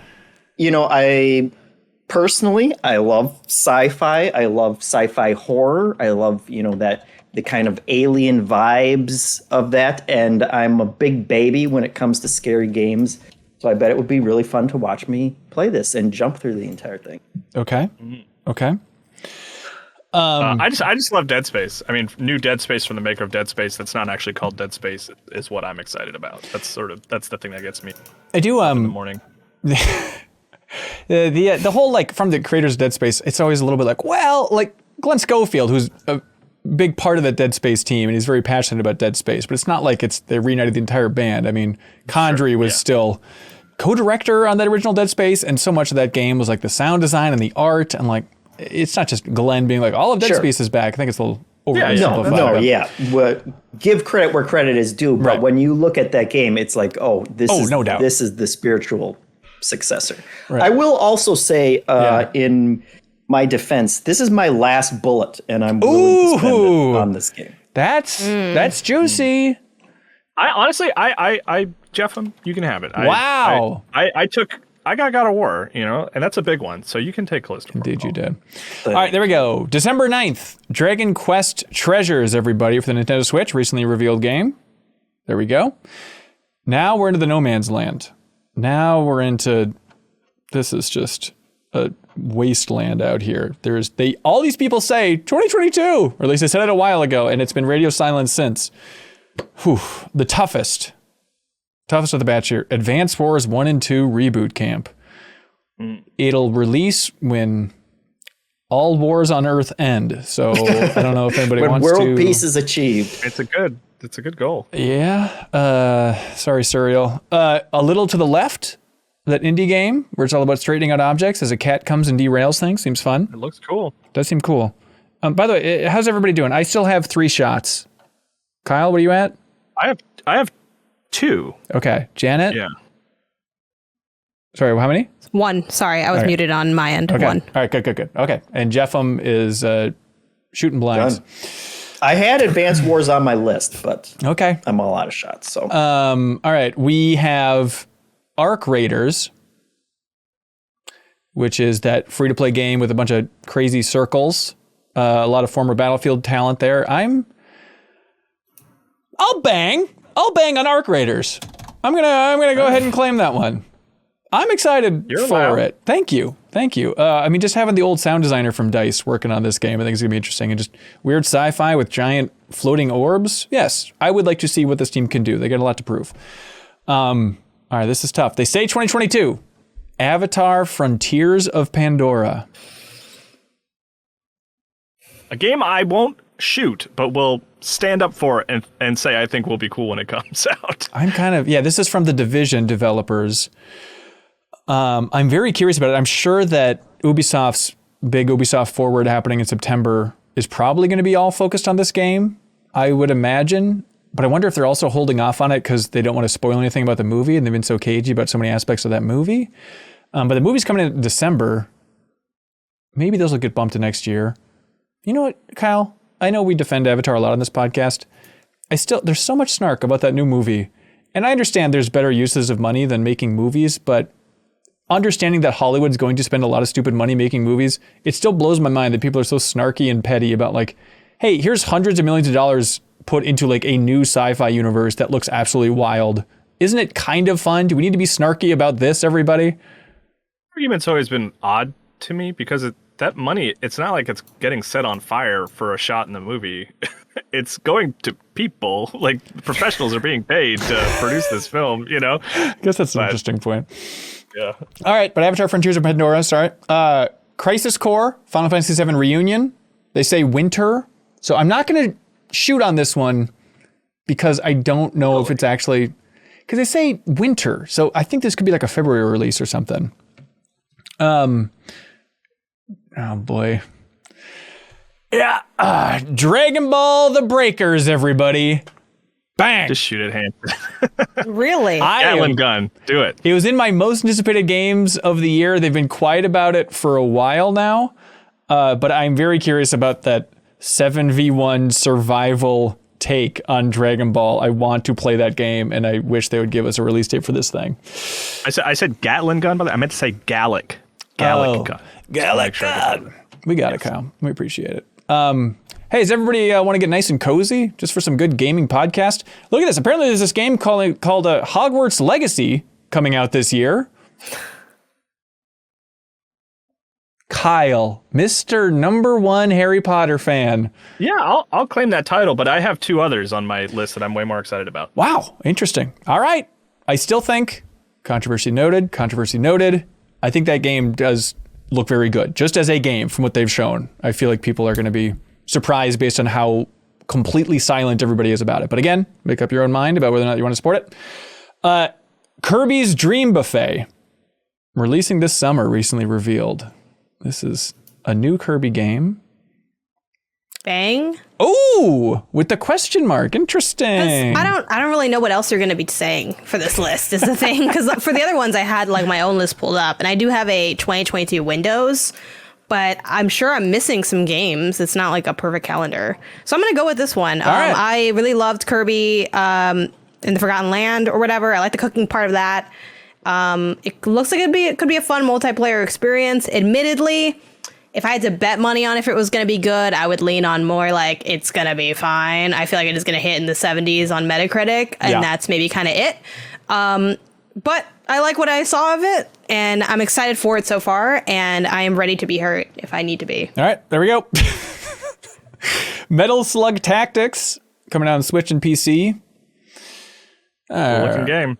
It is a good looking game. Multiverses. Solid from everything I've played so far. The Smash Brothers clone from Warner Brothers. I enjoyed it. No date on that thing yet. Oxenfree 2. Lost Signals. Damn it. I got one shot left. Kyle has 2, I think is all we're dealing with here. All right. All right, okay. I like Oxenfree. Sorry, Janet. I messed up. I mean, we could... I guess you still want to go through the list, even if I have ones that I'm pretty sure I won't have to compete with you with. All right. We got Planet of Lana coming out of actually, that Xboxes and Steam. It looks cool. It looks like a U game, Kyle. It looks very much like a U game. Actually, yeah, that's one of those ones that I should have written down but didn't. I still feel more passionate about the other 2, though. Okay. Return to Monkey Island, coming 2022. Switch and PC for that one. We'll give that to Leo. Rumbleverse from Iron Galaxy, the melee-focused battle royale. Slime Rancher 2 on Xbox. Okay, Kyle. Get ready, man. Cock the gun. Sonic Frontiers, coming 2022. Immediately dropped that gun. All right. Shout out to Game Informer's Rapid Fire with the game's producer. I don't know if you watched that one, but it was good. Brian Shea did it. It was fun. Star Trek Resurgence. Kyle, how dare you? You turn your back on Harry Potter and Star Trek? Yes, to face another well-loved franchise. All right, well, here we go. Here it is. Star Wars Hunters on Switch and mobile. This is the Bounty Hunter Brawler game. Bounty Hunter Brawler game. Okay. Teenage Mutant Ninja Turtles, the Cowabunga collection, coming out on everything. This is every old school TMNT brawler that Kyle is very nostalgic about, especially that Game Boy one. Yep, very excited to play that old Game Boy sequel. We'll play the hell out of that. All right. By the way, does anybody want to guess the etymology of Cowabunga? Well, I know it's from the surfing community, right? Not originally. I know tubular is like the tube of the wave, right? That's Right. kind of the same family. We all From know the other Midwest, maybe? facts. Interesting. I think warmer. Turns out Cowabunga comes from Howdy Doody, the Howdy Doody show from the 50s. Apparently, hey, get a load of this, everybody. Chief Thunder Thud on that show, I'm sure was a very sensitive character. He would open every line or every episode or every appearance by saying Cowabunga like it was a fake native word. And then it just kind of was adopted from there. Weird. So fun Cowabunga history. All right, also coming out in 2022, Jackbox Party Pack 9. Bang! Is that your last bullet? That's my last shot. I'll take it. We also have Warcraft Arclight Rumble. Okay. We Are OFK. Interesting looking game. We're all giving it a big nod. You're going alphabetical order? Yeah, did I miss something? Yeah, you missed my two. Okay, well, let me finish these duds then first. No, these seem great. Witchfire, the game from the astronauts, like the Vanishing of Ethan Carter team. It seems cool. Then WrestleQuest, which is that turn-based JRPG-inspired game all about wrestling where they got like Jake the Snake in it and stuff. Seems more interesting than you would think at first glance. Yeah, which ones did I skip, Kyle? Which ones did I miss? Now I'm doing that thing where I'm Googling to make sure that it's okay. Forspoken? Somerville. Oh, is that 2022? That's according to Game Informer's list. That's Really? 2022, but it is one of those ones that's like I wouldn't be surprised if it slips into 2020. Yeah. All right, take it. That's from the art director of Inside and Limbo. Actually, I don't know if it's the art director. Do you know Patty, who's like one of the co-founders of Playdead? Yeah. Okay. Their new studio. The two people like split. Right. Yes. And they made a new thing. Gotcha. Yeah, Okay. So it looks, very much of that sort of school of design, and it just looks really cool. It looks like an alien invasion story, and you're like a family. I mean, there's really not a lot to draw from the trailers, but it just looks awesome. It looks fantastic. Yeah. And then the other one? One Piece Odyssey. Oh, you're right. I walked right by that one. I'm sorry. Yeah, that was the one that I was like, is that this year? But mostly it is. It's I like a good One Piece game. This is like I like anime and I like manga and I like video games based on that stuff, but like it's pretty rare that any become really exciting or interesting. Yeah. And there's the stuff like Dragon Ball FighterZ, which is like that's what a Dragon Ball game should be, frankly, like just a really good fighting game, but I just don't love fighting games. If you were like, what do you want to do with these anime properties that you like? My answer is like RPGs, like action RPGs, or in this case, turn-based RPG. Like, tell a story with those characters that I really like and let me explore a location. And One Piece Odyssey looks great. It looks like a big budget, like, RPG using the One Piece franchise. I think it looks really cool. Yeah, right on. All right. That's it for the list, everybody. Oh, yeah, Janet, what's up? Can we just shout out some other ones that are there but maybe weren't on the list? Light asterisk in that I failed to double check all of these before right now. So I did Google a few. She Dreams Elsewhere is still 2022 release what is? window. She Dreams Elsewhere. I don't know what that is. Is listed. Oh, it's like kind of like a Undertale-y RPG, sort of dreamy, funky art style indie game. I believe that's still slated for 2022, even though I don't think it'll hit it. Goodbye Volcano High, shown off at a couple PlayStation showcases. Does kind of have like a little bit of deviant art energy with the art style, but story game. Lumberjack, you're a bear who's a lumberjack. I think Yokai In. I forgot what happened with this one. I don't know if that. I'm just gonna skip that one. I don't know if it came out yet. Yeah. Storyteller, that game where you can control the storybook stuff. Yeah. Thirsty Suitors. This is a, oh gosh, I'm gonna butcher it so bad. Like I think it has like dating sim elements and like something. I don't really remember it that well to describe it. I don't know if Hindsight came out already, actually. I'm going to skip that one. Little Devil Inside, another PlayStation indie that is slated still for 2022. Replaced, I believe, is on hold because I think the studio is is based in Ukraine. So I think they've had to pause development. Game Director Story was a Nintendo indie highlight where you play as, at least I think it was Nintendo, where you play as like people working at a studio. Spirit Swap Lo-Fi Beats you can match 3 to. Yeah. I think that is still just a 2022. Sometimes I worry if these games already came out and I just missed the release. Nope, that one isn't. Then Pikoi is like a game where you make tea. It's like a little simulator game. Dreamland Confectionery, I think, is also kind of like an Animal Crossing-like situation. Season is still slated for 2022, and that is a story game where you are doing like kind of photography documentation of like the environment. Right. Studio caught some flack for maybe being a little bit toxic. Yeah. Hopefully they got things together, but a lot of reporting has been done on that one. And then I have a game listed that just says High Water, but there's no art for it on the GG app. I have no idea what this game is now, but that is listed. I don't know what that was, but I was watching it. December 2022. High Water is a story-driven 3D game where you play in like a doomed world. So another kind of indie joint. But those are some extra on my list that weren't on the Game Informer list. Love it. Also, Captain. Real quick, I think I miscounted my bullets, so I think I had one left over. So I'm going to shoot Planet of Lana. Wow. All right. Take it. Planet of Lana. I feel like you're shortchanging us on the bullets here. It's like, I'll give me 3 back and I'll give you 4, 7, It was 6, right? 6 bullets? Yeah, that's kind of the Okay, penalty. I was going off 5 for some reason. You're a really terrible cowboy. You need to remember, like, I'm just asking if you're feeling lucky, I guess. Punk. Captain Cobblepot wrote in just to say, hey, shout out to Time on Frog Island. It's an open sandbox game that looks adorable and adventurous. Stephen Woodson wrote in on Patreon, said the game I'm looking forward to the most is Roots of Pacha. It had a couple trailers early during the summer showcases, but I wonder if it's getting enough eyes. It seems like more of a spiritual successor to Stardew Valley than any other game so far. The art is fantastic, the minigames look fun, and it seems like there's a lot to do single player or co-op. And not to bury the lead, it's set in prehistoric times. Befriend a mammoth, ride an ostrich, go cave painting. Yeah, Kyle, normally I'm extremely anti-caveman media, but Roots of Pacha, it does look really good. It does look very Stardew Valley. And I think Jeffem should take it instead of Harvestella, and he should free up Harvestella for me.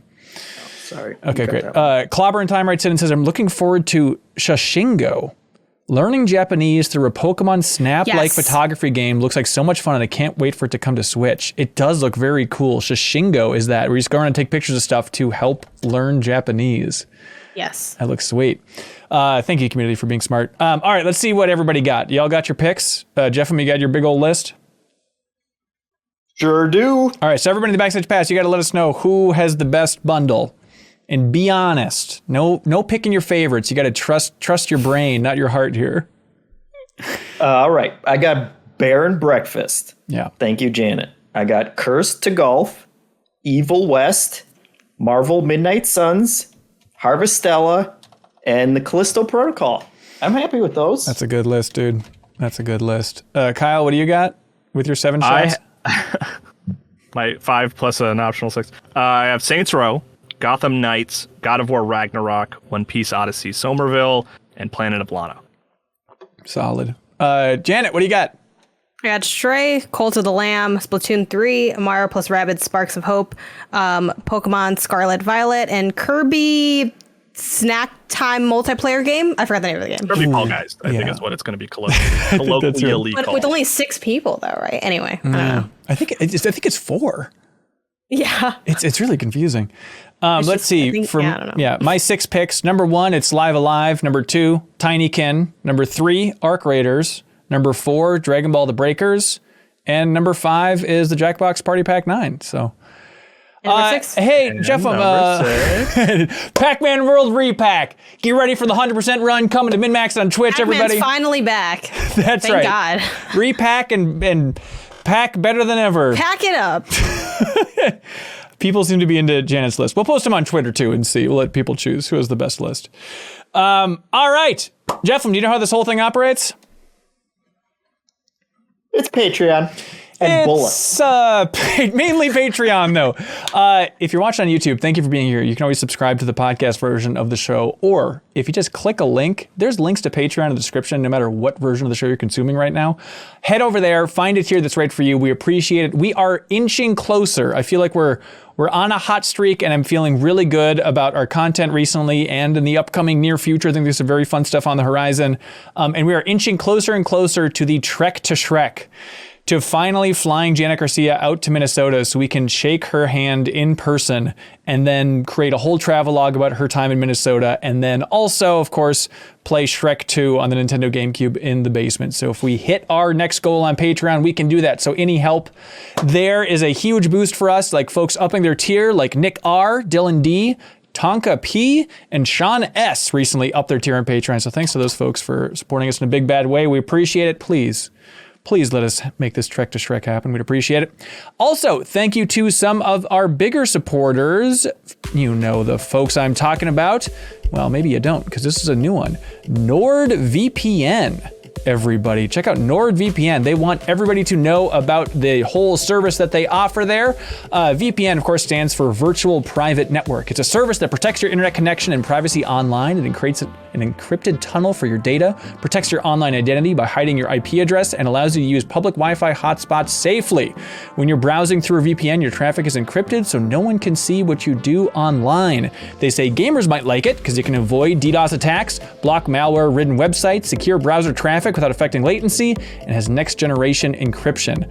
Kyle, NordVPN, if you go there and use this, you can also access content from around the globe. Like, you know that annoying thing of like, what do you mean that great show is only on Netflix in England? Why isn't it here? Or I want to watch more Japanese content on Netflix, but I can't. With NordVPN, you can, because it's literally as easy as you go in there, make that account, and then you can just click where on the globe you want to access the internet from. And so you can unlock a bunch of new shows, which seems like it's up your alley, Kyle. Yeah, that's a cool thing. That's a cool thing. I think Akira is on Netflix and other places. There we go. You can grab your exclusive NordVPN deal by going to nordvpn.com/MinnMax with 2 N's. There's a link below for all this fun stuff to get a huge discount off your NordVPN plan, plus free threat protection, plus 1 additional month free. It's completely risk-free with Nord's 30-day money-back guarantee. So the URL, nordvpn.com/MinnMax, promo code MinnMax, everybody. Check it out. Kyle Silva says, you got Nord. That's when you know you're in the big leagues for podcasting now. Hey, we're happy they reached out. Also, thanks to our dear friends, of course, at I Am 8-Bit. They want everybody to know about Escape Academy, which is out this week. Escape Academy is a new video game. It's a school where promising students train to become the ultimate escapists. You can play over a dozen masterfully handcrafted rooms designed by experienced experts in the field of real-life escape rooms. Experience the entirety of Escape Academy alone in single player or through 2-player cooperative play. It's available in local or online split screen. It is out on Game Pass day 1, but also on PS4, PS5, PC, and it's on Steam, so on the Epic Games Store. Kyle, we'll talk about it more next week, but you're enjoying your time with Escape Academy? Yeah, no, I finished it. I like it. Okay, so even if we weren't promoting it on the podcast, you give it a thumbs up? Yes, I would. Good co-op. It's kind of like It Takes Two thing, where it's like there's not a lot of split screen couch co-op games that are interesting and unique, and this might be one of them. There we go. Escape Academy, everybody. And you can go to I Am 8-Bit. It's a wonderful online store. You can use the promo code CORNMONTH. CORNMONTH. One word, everybody, of course, for 10% off of everything in the store that's under $100. So help support them because they support us in a big way. And one of the ways they support us is by shipping out a prize each and every week to whoever has our favorite question submitted over on Patreon. So this week, whoever's the best question wins Disco Elysium, the vinyl soundtrack, everybody. So look for that. And thanks to I Am 8-Bit for supporting us in a big bad way. Oh, and Crowboy says I Am 8-Bit has the Stray vinyl as well. Yeah, whenever there's some, I Am 8-Bit's just cool. They have everything cool. Check out that store. Everything cool in gaming, I Am 8-Bit seems to be very on top of. Let's see. Drake Heinhorst says, hey, if you could guarantee a sequel from your favorite gaming IP that is a 7 out of 10, or a sequel to an IP you don't care about, but it's 10 out of 10, what would you choose? 10 out of 10. 10 out of 10 for an IP you don't care about. Yeah. Is this going back to that Saints Row conundrum of what does a 10 out of 10 Saints Row reboot look like? No, I just would rather have there's been a lot of occasions where like a entry in a series that I otherwise didn't care about ended up being like huge. And that's like where you jump in and you end up having a really great sort of like new universe and game, like kind of like you with God of War 2018, you know, right. like I would rather have a really exciting new experience than like a mediocre experience based on a franchise that I love already. Yeah, I think that's right. I think that checks out. Nick from Atlanta writes in, hey, cohorts, if you had to decide between removing all spider enemies or all dog enemies from all future games, what would you get rid of? Spider. Dog. Scarier. The dogs. Yeah, I go dogs. My thing is, I don't like fighting dogs in video games. I'm not even like the biggest dog person, but I just always get uncomfortable like in Call of Duty when I have to like grab a dog and like break its neck. I don't want to do that. So it's not like coming from a PETA angle. It's more from just, it's tough to aim down to shoot them. Yeah, that's right. Yeah. Okay, got it. Yeah, I think Well, he dogs. does play inverted, so you know. Yeah, yuck. That's a whole thing. Yeah, I don't like shooting dogs either, and they're never interesting enemies anyway, because they just run at you. I guess you can hear them bark or whatever, but right. You could always just replace them with wolves anyway, right? Yeah, there's no spider equivalent, I don't think. I feel like a wolf is a dog, though. Basically, I feel like when in my mind I would they be took fine those not out. shooting wolves too, really, but all right. Yeah. Justin Ray writes in, I always get bummed out when I have to shoot dogs in like it is sad, and they make that yelp, and that is sad. But yeah. Spiders are so much scarier, and spiders also actively stop a lot of people from playing certain games because most games don't have filters the way Grounded does. So I feel like it helps more of the community because most people don't like killing the dogs, but they can do it. Some people can't even fight the spiders. So that's true. There you go. Tis true. Justin Ray says, hey, all the Muso games, they're my chicken nugget games. They're basically all the same, the video game equivalent to comfort food, and I eat every entry in the series up. Did we solve this riddle from last week, Janet, about the chicken nugget mystery? No, I have no memory of doing this. I watched the video. Thank you for sending in the timestamps. At least two of you did, which I appreciate. That's not shade. That's genuine. Like, I'm glad that somebody pointed out. I don't know. And I'm like, maybe I'm saying something else. It sounds like that. No, earlier in the show, you talked about... You talked about how stuff on Game Pass, they're like chicken nuggets. Like you'll take a bite here, that's good. You'll snack on something, but you're not going to really finish it. So then later in the show, you fixed this. Thank God, it was driving me crazy, Ben. You could have just Thank you. I'm here to help. Tokyo Game Life writes in and they say, "Dear Kyle, please talk about Elekhead. Thank you."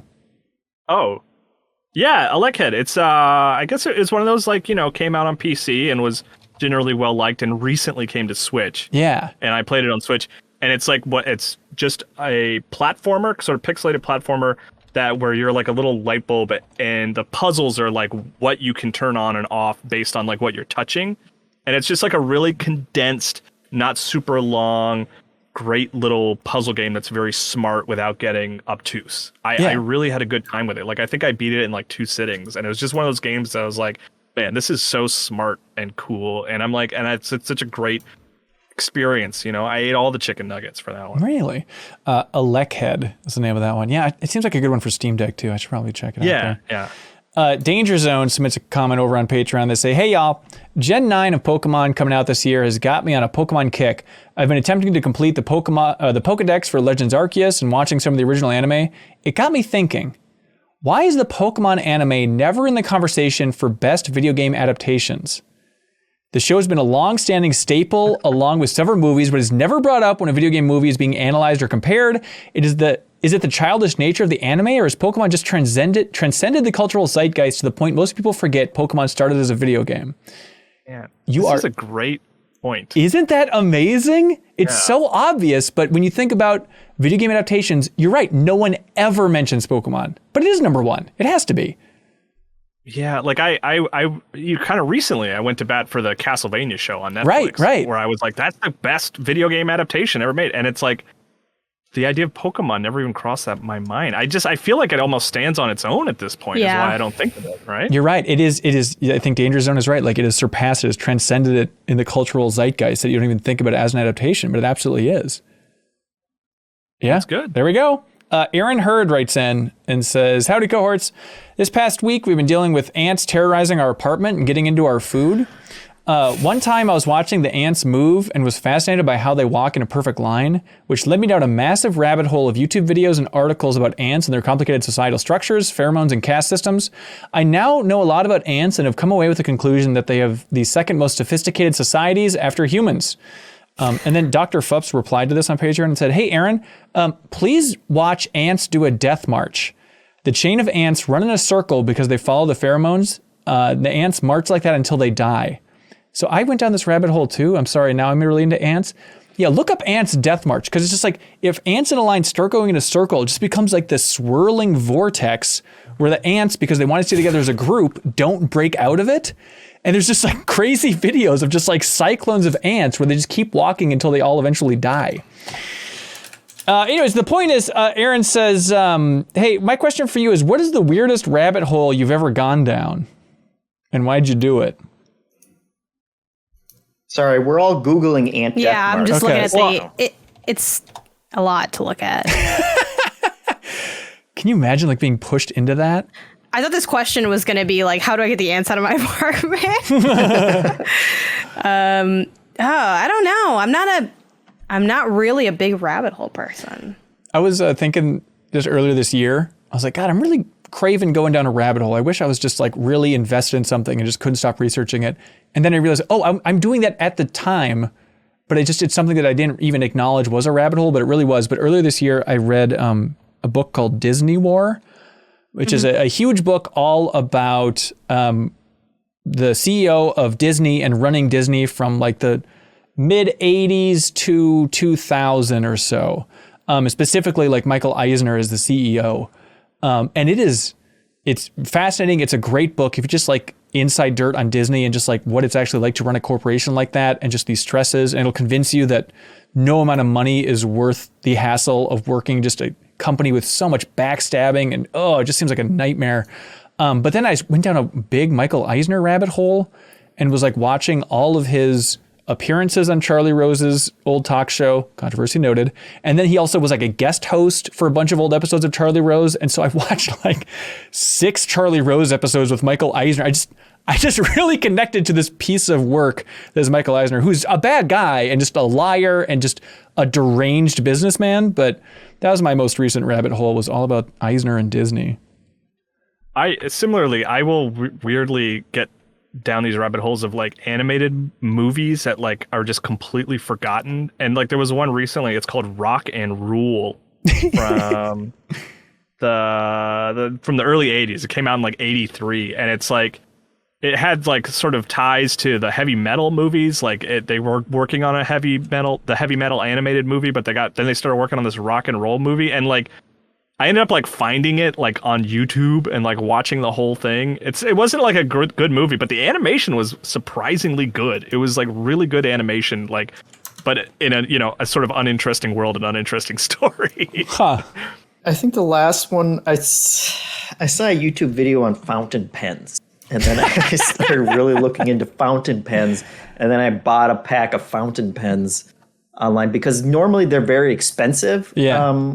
Which is a big turnoff, but now I guess they're popular enough that there are like a lot of knockoff, like brands of fountain pens that like exactly mirror really high-end fountain pens, but you can get them for cheap on Amazon.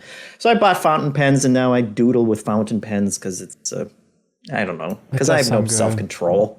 Whatever Google put or whatever YouTube puts in front of me, I'll watch it and then just do what it tells me to, I guess. I really want one of those pens. Is this a fountain pen? I don't really know what a fountain pen is. What are those pens that have like it kind of looks like a shovel at the end? You know what I'm talking about? Where it's just like a flat. I think that is. Is that a fountain pen? It's kind of like a metal tip that comes up. Yeah. And you fill it. You actually fill it up with ink. They're very satisfying to write with. I understand why people enjoy them, or to just doodle or draw if you're into that kind of stuff. Hell yeah. Matt over there on Patreon says, hey everybody, this week I watched the new season of Stranger Things, no spoilers here, and I thoroughly enjoyed the whole thing. However, I kept getting distracted by certain songs and sound bites from the new season that have become viral hits on TikTok and Instagram since it was released. I found that hearing them so much before actually watching the show kind of deflated the scenes where they popped up. I'm not a person who minds plot spoilers, but this managed to take me out of it a few times. Have you found the same thing? Am I being a curmudgeon? Are we looking at a whole new and very specific kind of spoiler? Should I stop scrolling so much? First of all, relax, Matt. You're fine. Just breathe, buddy. But it is interesting. Like, not a specific plot spoiler, but kind of music spoilers because of TikTok. It's a weird idea. Or like lines, right, that become memes and stuff. Like, I definitely, like, if I go back and watch an old, maybe a movie I haven't seen that's like become such a meme generator, I can't watch it and be like, oh, hey, look, it's that thing, you know? Right. Or even movies I have seen, right? Like, you know, go watch Once Upon a Time in Hollywood. And you like, do the point look, thing. There's Leonardo DiCaprio pointing at the TV. And now I'm pointing at him. It is distracting. It is totally distracting. Yeah. I mean, the TikTok thing I think is interesting. Like, it is, I think last time I talked about TikTok on the show, I was like, I'm kind of into it. I think it's really impressive. I think there's so much creativity on there. It's worth it. But it is uncanny, like those rabbit holes you get sucked down with TikTok. Like, every time I open up the app now, which is maybe like twice a week, like half an hour can go by. That's such a low amount. Yeah, I know. The lowest amount, like, that's an impressively low amount of regularly consuming without falling into a vortex. Yeah, it is just a vortex where it's like, well, there's no reason why I should stop swiping because there's interesting stuff. And it's just like the music and the musical memes of TikTok just drill into your soul in such a big way. It's like, all right, ABBA's hot now. Now I'm just going to have these ABBA songs in my head. But that's interesting, Matt. So it's like Metallica and Kate Bush, like they're just everywhere on TikTok now. I don't think I've really seen too much of that. Well, like I said, there's also lines that people are like, they'll just pantomime like specific lines and stuff. Right. I don't love that kind of content on TikTok. Even like, well, I wonder, did you see a bunch of like Batman TikTok stuff before you saw the Batman with Robert Pattinson? Because that was very popular for a while, just like playing Nirvana and then they just kind of like walk up. You know? That's hilarious. Maybe that was different because with the streaming stuff, you can go get the footage very easily, but you can't do that with movies that are in theaters, right? Yeah. Like, is that what you're saying? Like, I guess so, when Batman yeah. was still in theaters? Right. That is true. Joe Stone writes in and says, hey, Ben and the gang, missed joke opportunity. Whenever Sarah Podorski appears on the podcast, you should introduce her as Sarah Podcaski. We could? Nah, you can have a recurring... It's not missed joke opportunity if it's just like a recurring bit. Right. Like, I guess it's a missed joke opportunity every time I forget to call him Jeff Markey a father. I guess that technically counts. Bear Commando says, hey, Ben. Yes, specifically you, Ben. By choosing to read that joke during community questions last week, you've opened up the kingdom to a floodgate of joke submissions that doth prove endless. To nip this in the bud, I'm going to present the pinnacle of jokes so that no one hath dare try to unseat it by submitting further. The joke is, what is the difference between a cat and a comma? A cat has claws at the end of its... One's a claws with a pause and one is a pause with claws or something like that. I butchered it, but Janet, go ahead. You butchered the punchline before we got there. Don't ask questions you don't want the answer to. Bear Commando, I am sorry. The answer is a cat has claws at the end of its paws and a comma has paws at the end of its claws. Yeah. Janet, that attitude toward that joke is the worst. You butcher it. And that's an editor's that, reaction right? to that joke. Like, you guys heard that joke like a million times, right? Like, I don't know if I've ever heard that joke. I don't think I ever have. No, I've never heard I don't think so. I don't think so. Yeah. I mean, I taught high school English, so I saw like that thing like tossed around everywhere all the time. It's cute. Okay. Look, here's the thing, Bear Commando. I think that is the greatest joke ever written. But the way it was butchered on this very podcast means that the doors are wide open to joke submissions. Please, we'll take them all. Do you guys not do that? I do that whenever, like, when we read the popsicle jokes, I do try to guess if I can figure out what the pun or the punchline is going to be. I don't know. I think it's a time and a place thing. If it feels like the person's very excited to share it, then I don't. On a podcast, first of all, perhaps. I think this person was sharing it in jest, right? Right. Clearly, they were hamming it up. You're right. Look, no one did anything wrong here. There's another week. See me next week. Or maybe That's I right. won't be here, and then you'll be all right. I don't know. Just give us more jokes is all I want. Speaking of rabbit holes and jokes, I don't have an answer for this, but it's kind of along the lines of like, greatest work of art of all time. But I was like, what is the greatest like sitcom joke ever written? I was trying to I was almost like formulating a list in my head of like my favorites of like the best.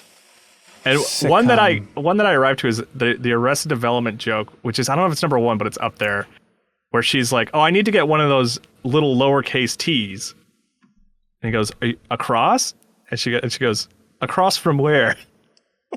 Yeah. That's really cute. It reminds me, there's a fun overlap of memes, tropes, and jokes across different sitcoms, because I was just rewatching Malcolm in the Middle when they were pretending to be religious to get free babysitting from the church. Spoilers for that there's a baby in that show. I don't know. It's a very old show. And Dewey's talking to Hal, and he's like, hey, what does the T on the wall stand for? And he's like, oh, I'll tell you later. So yeah, that one's also gets used a couple times. We'll figure it out. We'll make a list. Yeah, we'll come please up with the best write in, of all everybody. time. Write in. JC Ice says, do any of you not eat a thing you used to enjoy anymore because it made you sick? I haven't had a honey roasted peanut since I was 6. I ate too many while watching Willy Wonka at school and threw up. Tragic. Warm that was a day. white milk. I will never drink it again. Like heat it up. Have white milk and you heat it up. What are you, a cat? What are you talking about? Hey, it's helps you sleep, right? Is that the idea? Yeah. Ish. Yeah, as a kid, people weren't heating up white milk for you. And No, I was raised on goat hot milk. glass. Absolutely not. Yeah, same deal though. I got sick. I threw up watching Toy Story in my living room. Just threw up a bunch of These are milk. all going to be throwing up stories, right? Like mine was like Absolutely. a little It's Debbie morning for cake. Vomit. Mine was like a little Debbie cake with like artificial strawberry, right? It was like one of those Oh, rolls. yeah, I know. And it. like I can't really do that kind of artificial strawberry anymore. Oh, because you ate like an infinite amount of them and puked? No, I ate after like a soccer game. Like it was the snack after a soccer game, and I think it just made me sick. I only ate one, but just something about it really unsettled me. Did you guys win the soccer game? I don't remember. Were you Probably, being 'cause we were so carried good. on everybody's all tied up hands Fun to fun. as you puked? For me, yeah, this is less innocent, I guess, but like in college, freshman year, packed into a tiny dorm room with 3 other guys, like, all right, go now pregame, and this is going to be sweet. And I was so proud of myself I had a bunch of mandarin oranges from like the cans, and they'd been soaking in vodka all week. And I was like, this is going to be great. I'm going to pregame. I just eating a lot of mandarin oranges. And so I just ate 5 mandarin oranges that had been soaking in vodka all week, and it ruined that fruit forever. I used to love mandarin oranges, and now I cannot help but just think of that vodka. Ugh, it's so terrible.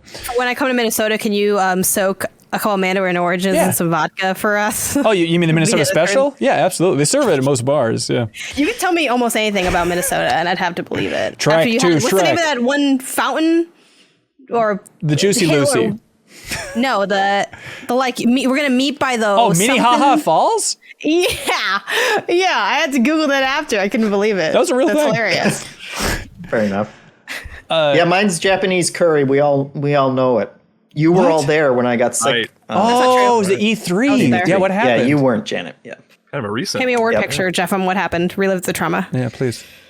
It was the first day after, long full press conference day, and we all wanted to go out. I was already kind of burnt out on Japanese curry from living in Japan and eating it, in like the cafeteria so many times. But I was like, yeah, sure, I'll go because everyone else wanted to go.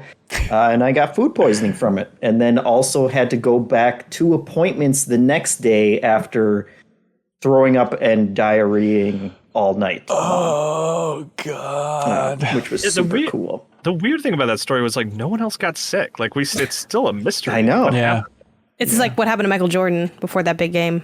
that's right. Well, I know. I just can't tell you. Sean Studstill writes in and says, I've been playing Legend Dragoon on my PlayStation 3 lately, and I noticed something strange. By the way, Sean, I like what you're doing with your life here. So Sean says, the world map can be loaded from any disc for Legend of Dragoon, but as soon as you enter a specific location, you'll be asked to insert the correct disc. This is weird because most segments of the world map are specific to each disc. I was curious if anyone has an idea of why this is. Weird code solutions, probably. I It's guess- just like it doesn't work if they don't do it the other way. Somehow, I guess it's just like the it's wor- like on 64 requiring the expansion pack, and they could never figure out why it required it, so they just shipped the game with the expansion pack. Wait, what is this? What do you mean? The expansion pack for Donkey Kong 64 Right. came in the box, and there was some interview where someone from Rare was like, for whatever reason, some specific reason we can never figure out, the game wouldn't load without it in there. It didn't need the extra RAM, but it just that hardware had to be in there for the game to work. So we just Weird. included it with the game. Weird. Yeah, I'd imagine, I don't know, it's just the world maps on those assets are just on every disc for all parts of the world map, since it's all the same. I don't know what the world map looks like for Legend of Dragoon, but maybe that's like the same engine, because like in Final Fantasy 7 or old Final Fantasies, it's like a different engine that it's shifting between world map and combat and all that stuff. But I remember loving that idea of like playing a PlayStation 1 game and then removing the disc and realizing like, oh my God, I can still play this. Like whatever was loaded up in RAM, you could keep on running with. It's like, you could play Twisted Metal for a while, but like the music would drop out, I think. And then like if you went to a load, then it would break. But that always felt like a magic trick. John Bogan writes in, hey everybody, you know what game I was randomly thinking about the other day? Paperboy. When I was a kid, I thought it to be somewhat of a classic game, up there with the likes of Pac-Man and Frogger. My friend and I used to play endlessly the Sega Genesis version of it. At the time, there was something neat about playing a game as a kid in an ordinary neighborhood setting rather than the usual fantasy, sci-fi, or RPG action tropes of the day. And he's asking if anybody has experience with Paperboy or any fond memories of Paperboy. I'm assuming that's directed towards me, since I'm the only one who was old enough to. I played that one as a kid, so no one else was born at the time. You're actually delivering papers pre-World War II, though, saying Hitler's at it again. Yeah, obviously. Right. But no, it was one of the first games that I played on the NES, and it was a really weird. I did it a couple times, I think. Yeah. It's also one of those old games where it's like, I got to like maybe the second level. And it's insanely hard. Yes. Definitely one of those, that and Commando, where the games of like, we rented them multiple times, and it's like, wow, I got to the second level finally. Hang on, we're going to have to take a pause on the podcast. Is there an ice cream truck coming through the window? Did I mention Twisted Metal too many times and Sweet Tooth is coming?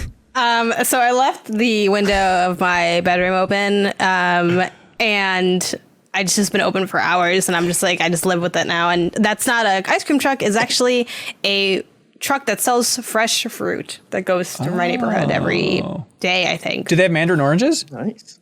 I'd have to ask. Okay, thank you. And I don't know how to ask that because they speak Spanish only.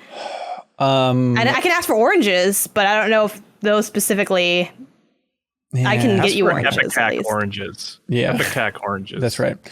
Anyways, Jeff, this question made me think of like, I love Paperboy. Why do I love Paperboy? I didn't even play it as a kid. I remember, I think I went to a friend's house once and he had it on NES, and I played that version as well. And I always had a soft spot in my heart, even though it's frustrating. Supporting journalism, you know? Sorry, it's the horn again.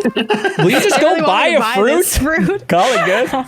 I like it. I think they sell tortillas too, but anyway. I love a good strawberry tortilla. Paperboy, I think it's frustrating too, because like on a main machine, like the controls never really work well for Paperboy, so it's kind of a mess to play in the modern day and age. And like Warner Brothers, in the arcades, it's pretty cool because you have the little handlebars, but it's hell to play. It's so hard.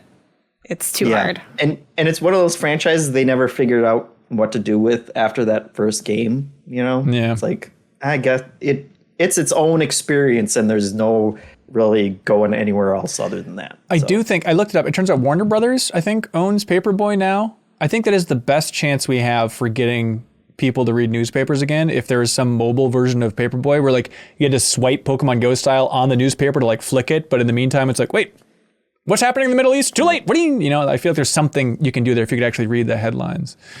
I tell a quick newspaper story, because I worked for a newspaper for a while before Game Informer. Yeah. And it was like a dying industry, and they brought in consultants to like come in and be like, yeah, what do we do with how do we fix newspapers? And I remember like their big pitch in this like company meeting was there's this video that went viral of a little baby, like a person was tearing newspaper, and the baby was like laughing hysterically because they thought it was so funny. And their big pitch, these consultants, was like, look, we got to save newspapers. Because look at this video. This baby loves newspapers. Oh my God. We gotta save newspapers. And I was like, I was like looking around. I was like, they're tearing the newspaper. They're ripping it. They're destroying it. And that's the value that you said like we need to save. It was very strange. A very strange meeting. It's still better than NFTs, Kyle. What do you want? Come on. Take it. I actually bought the NFT of that baby ripping up that newspaper, and it's going to be my retirement fund. So please look forward to it. Dustin Davis writes in and says, hey, everybody, what do you get when you cross a joke and a rhetorical question? A comma at the end of a pause, and a pause at the end of the comma. Ryan Foshi writes in and says, hey, howdy, MinnMax. Is it just me, or is there an inordinate amount of cartoon ducks?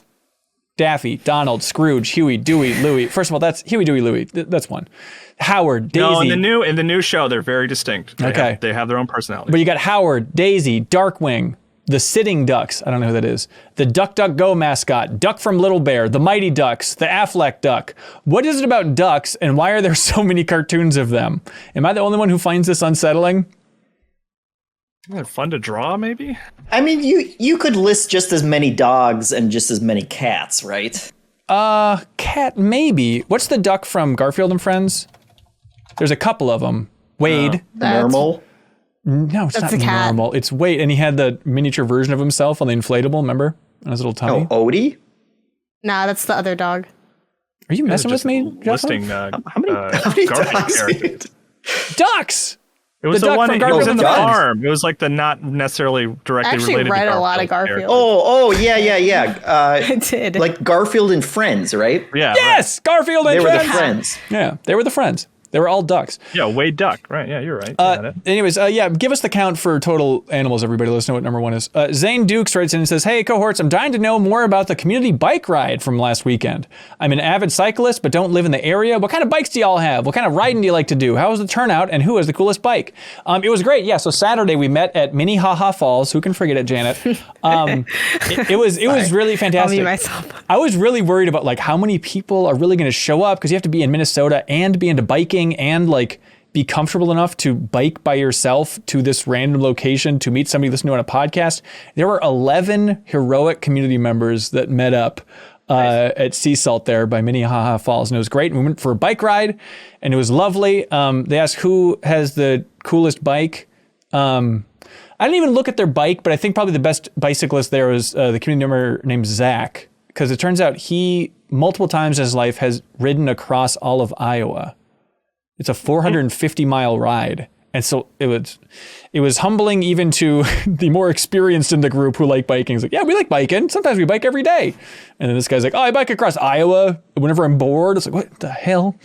And I ride a Specialized from 2017. I think the brand's called Specialized. I'm not very smart with bikes, but that's it.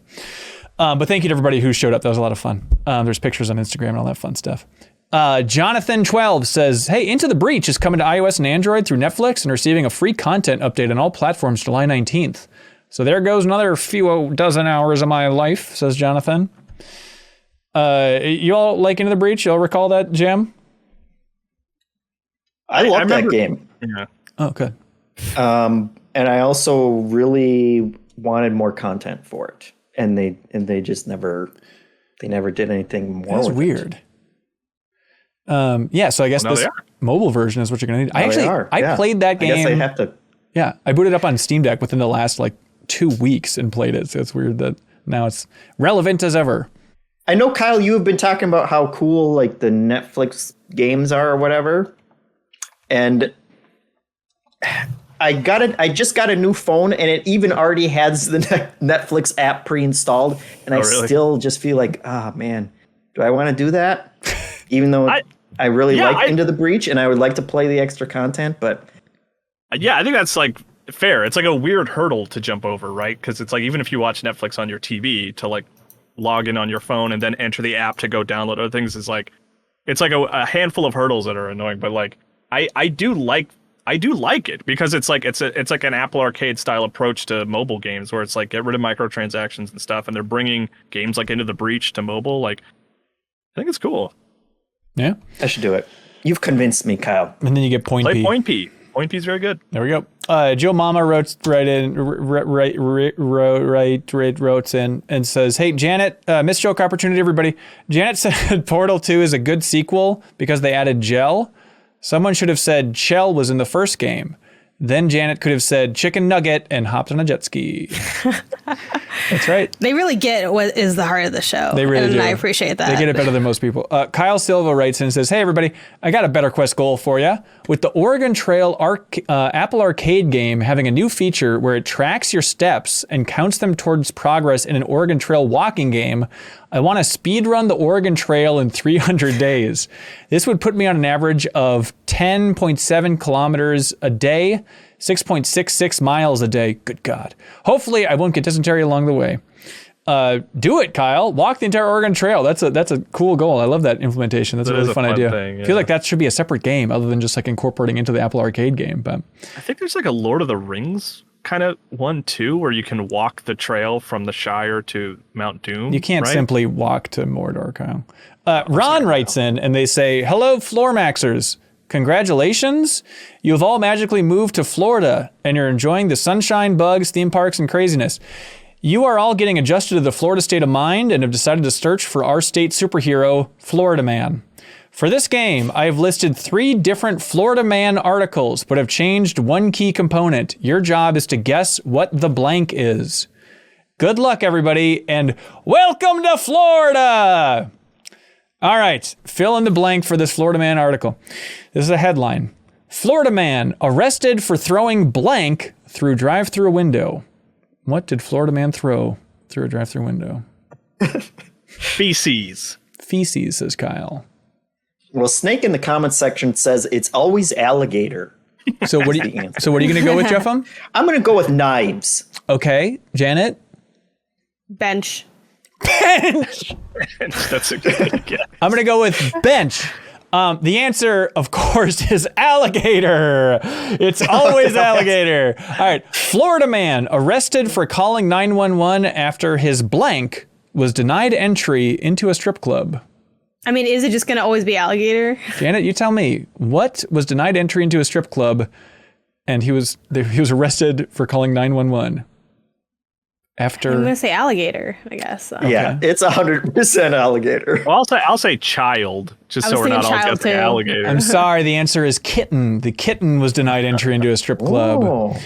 All right, last article. Florida man caught with a full rack of ribs in his blank, police say.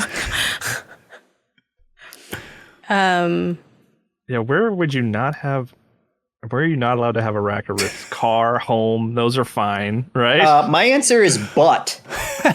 Full rack I'm of ribs. I'm gonna take the alligator one on this one. My pick will be alligator. I'm going to say fanny pack. Fanny pack. Now, I might need to consult a scientist or some sort of doctor. Just to be clear, are there naturally ribs in a butt? Jeffem, have you ever checked a skeleton? There might be. I don't think so. Okay. Ribs are up here, The right? full rack of... Hang on. Kyle, yeah, that checks out. Turns out the ribs are up here. The full rack of ribs were in his pants, ladies and gentlemen, in his pants. Yeah. Please say. Thank you, Ron, for telling us all about your wonderful state of Florida. Someday we'll start Florida Max. That'll be a very interesting outlet. It'll have the energy of a Kind of Funny over there. Zany as all hell. All right, what do you I am also part of that company. I'm just going to put that out there, okay? It's not an insult. You know, when I go over there, Barrett Courtney has nothing but good things to say about this company. He said we're his favorite podcast. That's so sweet. They're all so sweet over there. I'm saying they're energized. They're energized like a Florida man. It's a compliment. But you know what? You can get a few more in because Greg did call you on your honeymoon after we said, please don't call Ben. He's on his honeymoon. I think it was a net positive for my honeymoon experience. Just, it made it more memorable in its own way. Yeah. Didn't you always picture it with Greg Miller? Yeah, I never pictured it any other way. I should mention, I actually married Greg Miller. What do y'all like for question of the week? Jen. Question of the week. There's spider enemies or dog enemies. The Pokemon anime comment, I think, is good. I like that one because that one really made me think about my words and deeds. I like it as well. I like the rabbit hole and the follow-up about the ant spiral. And then I like the food sick. Food sick. Oh, that one was good too. Sick foods, yeah. I got to learn about your guys' demons, which was nice. Gonna make us some artificial strawberry curry. That's right. With vodka soaked mandarins. Yeah, we should have like a resurrection meal, which would be super disgusting because they don't go together at all. Yuck. Or there's also Florida Man. I like sick, the food. You like sick, I like the to ill. be sick. Let's go with the food one. Yeah. All right, Janet. By the way, you're touching your mic a lot. It makes noise. Sorry. Here's the problem. If I may, being on the internet, it's not you, Janet. It's people get on my case every time. I've been told the opposite a few times. I don't know. You're fine. But I told people yell at me to calm down when there's a background noise and I mention it like it's no big deal, and then people also call it like, why aren't they acknowledging this background? It's driving me nuts. But it turns out, I don't know if you all have realized this, there's no way to win on the internet. Anyways, but congratulations to JC Ice. You just won the vinyl soundtrack to Disco Elysium thanks to I Am 8-Bit. Thank you. And now it's time for something that we like to call Get a Load of This.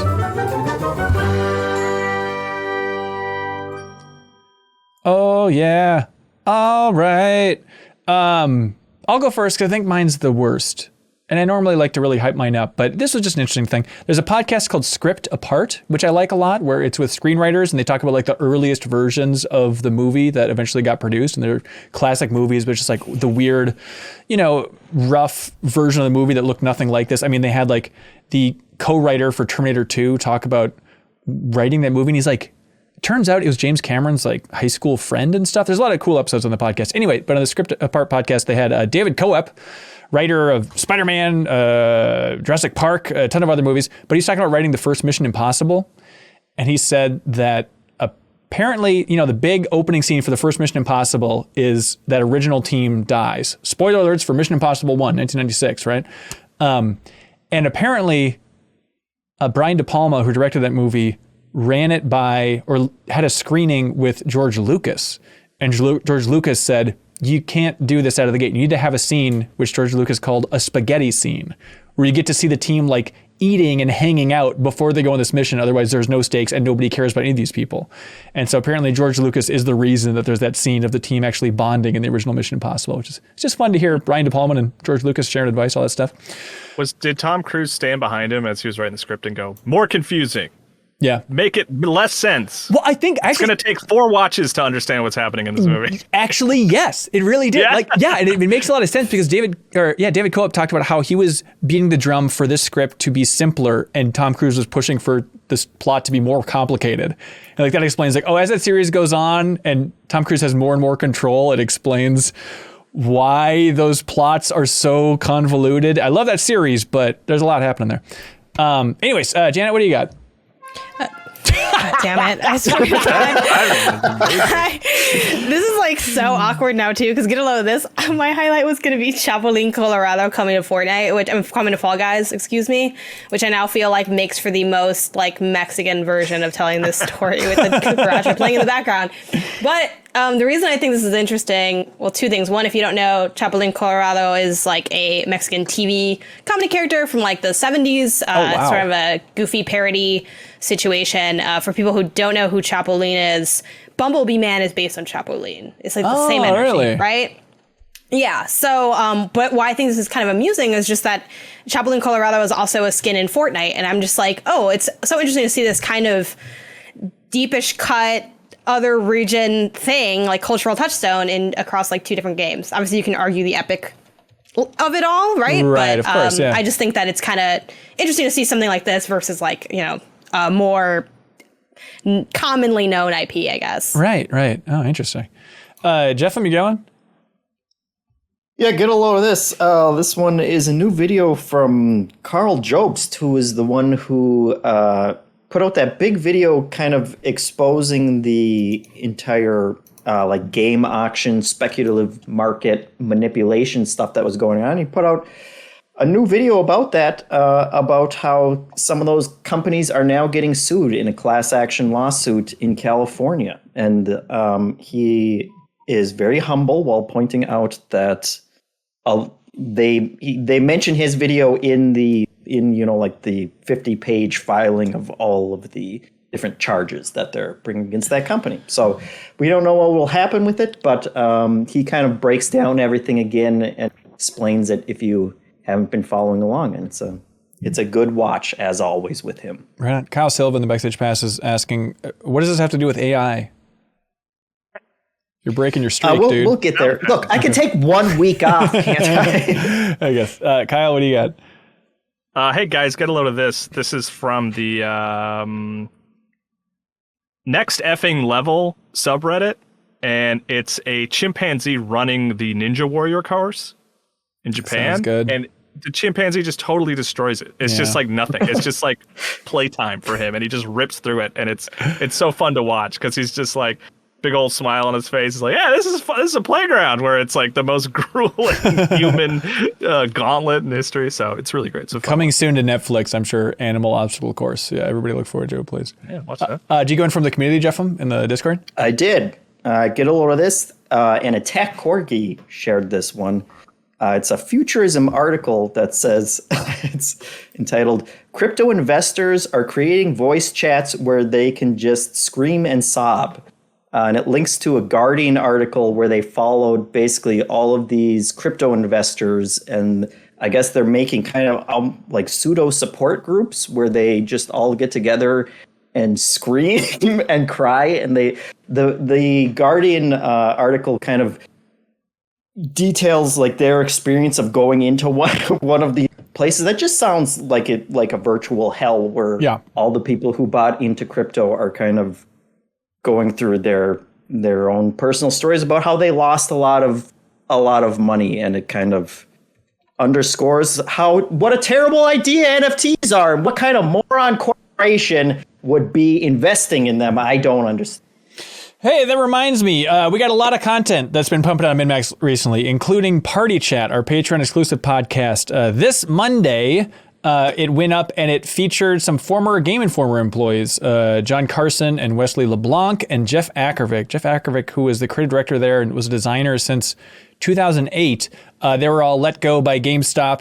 And we had a very long and in-depth conversation about exactly what's going on there, the struggles within Game Informer under GameStop, how you can help Game Informer by checking out their content, but why it is just so infuriating to constantly have Game Informer be stabbed in the back repeatedly by GameStop, and they're not rehiring anybody who's left at Game Informer. And so if you want the full story on what exactly is going on there in that relationship, you can check out Party Chat. It's our Patreon exclusive podcast. We have excerpts of that full chat up on YouTube. Kyle, I don't know if you checked out that clip at all. I did, yeah. No, I actually really appreciate you like making a bunch of it like public, like outside of the paywall, so to speak, because it's a fascinating and heartbreaking listen. Yeah, and if you really want to hear Jeffem get fired up on his anti-GameStop rant, that is the discussion for you. So any help supporting independent games media and unlocking that podcast is appreciated.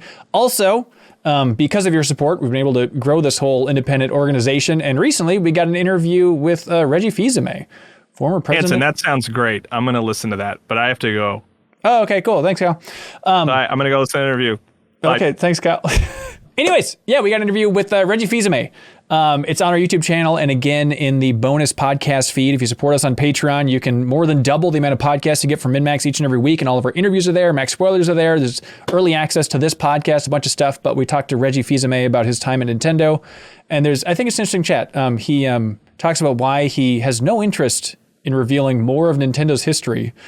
He talks about the whole messaging about whether or not you could use 2 gamepads on the Wii U. And we talk about his time on the board of GameStop as well and his thoughts on Game Informer. So even though it was recorded before those layoffs happened, it was a very timely thing. So thanks to everybody who checks out that interview. We also posted an interview with Brandon Jones, former editor-in-chief of Easy Allies, about leaving that organization and his retirement life and his saga going back to co-founding Game Trailers and all that fun stuff. Also, we have an interview coming up this Monday with Tasha Sonart from Pixar. She was at Pixar, then Double Fine, then Pixar, but she is on the team and a leader on that team for all of Pixar's integrations into video games. So she's the reason that Toy Story and Kingdom Hearts 3 happened, everybody. So if you want the inside story on exactly what it's like to be within Pixar and represent the entire game industry for all of Pixar, you can check out that interview on Monday. And if you enjoy these interviews, you can help support them directly by, again, going to patreon.com/MinnMax with 2 N's. We are doing this to try to win your support and earn your trust. So thanks for helping to support us over on Patreon, everybody. We are inching close to our goal, and we'd love to hit it.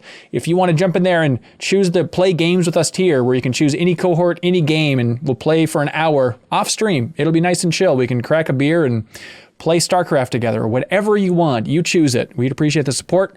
Also, heads up, the deepest dive on Jak and Daxter kicking off this week, concluding next week. So we are going to be posting that first discussion covering roughly the first third of the game.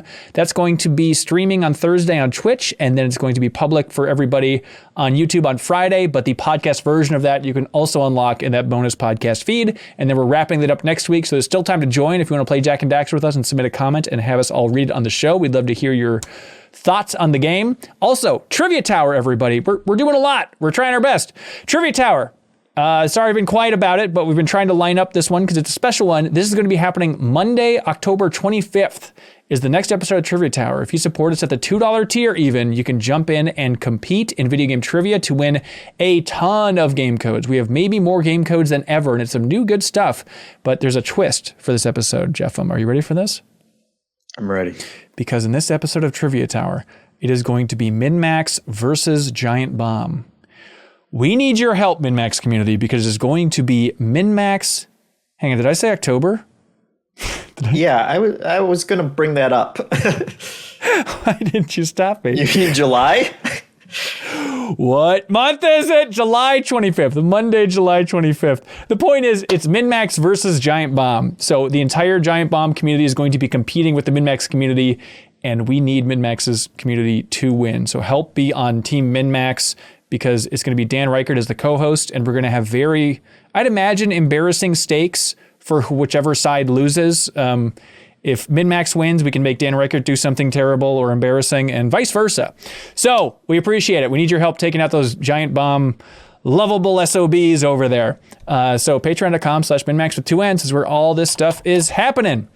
All right. Thank you so much, everybody who's watched, who's listened. Thanks, everybody who joined the Game Champion tier over there on Patreon. We're talking about people. Look at this, prettygoodprinting.com. Seth over there, Jeffem. Not only is he the person who made the Wall of Heroes image of your giant head being printed out, which is beautiful and happening right now for the video version. But also, he chose to be declared the champion of Wordle in honor of Jeffem. So officially, the Wordle champion is prettygoodprinting.com. Well, Clemens Zobel could choose any game under the sun to be the game champion of, and I love it. They chose Spy Fox in Dry Cereal. They're officially the game champion of Spy Fox in Dry Cereal. Spider Dan chose Journey. Champion of Journey is Spider Dan. Maniac chose the first BioShock. Nobody had taken that yet, so Maniac is the game champion of BioShock. Bob Buel, I love this good specificity. Bob Buel chose the Addams Family Pinball Machine from 1992. Bob Buel is the champion of the Addams Family Pinball Machine. All of these picks will be in a big poll at the end of the month, and we'll make bonus content about whichever game wins that poll. All right, Janet, how you doing? Good. Good. Jeffem, how you doing? I'm doing great. If you had to review that show, how would you review it? Oh, 10 out of 10. 10 out of 10. There it is, everybody. Tell a friend if you like it, or just leave a review on iTunes or wherever you listen to this podcast. Any help spreading the word's appreciated. All right, that's it, everybody. We'll see you next week. Be good, have fun, let's go.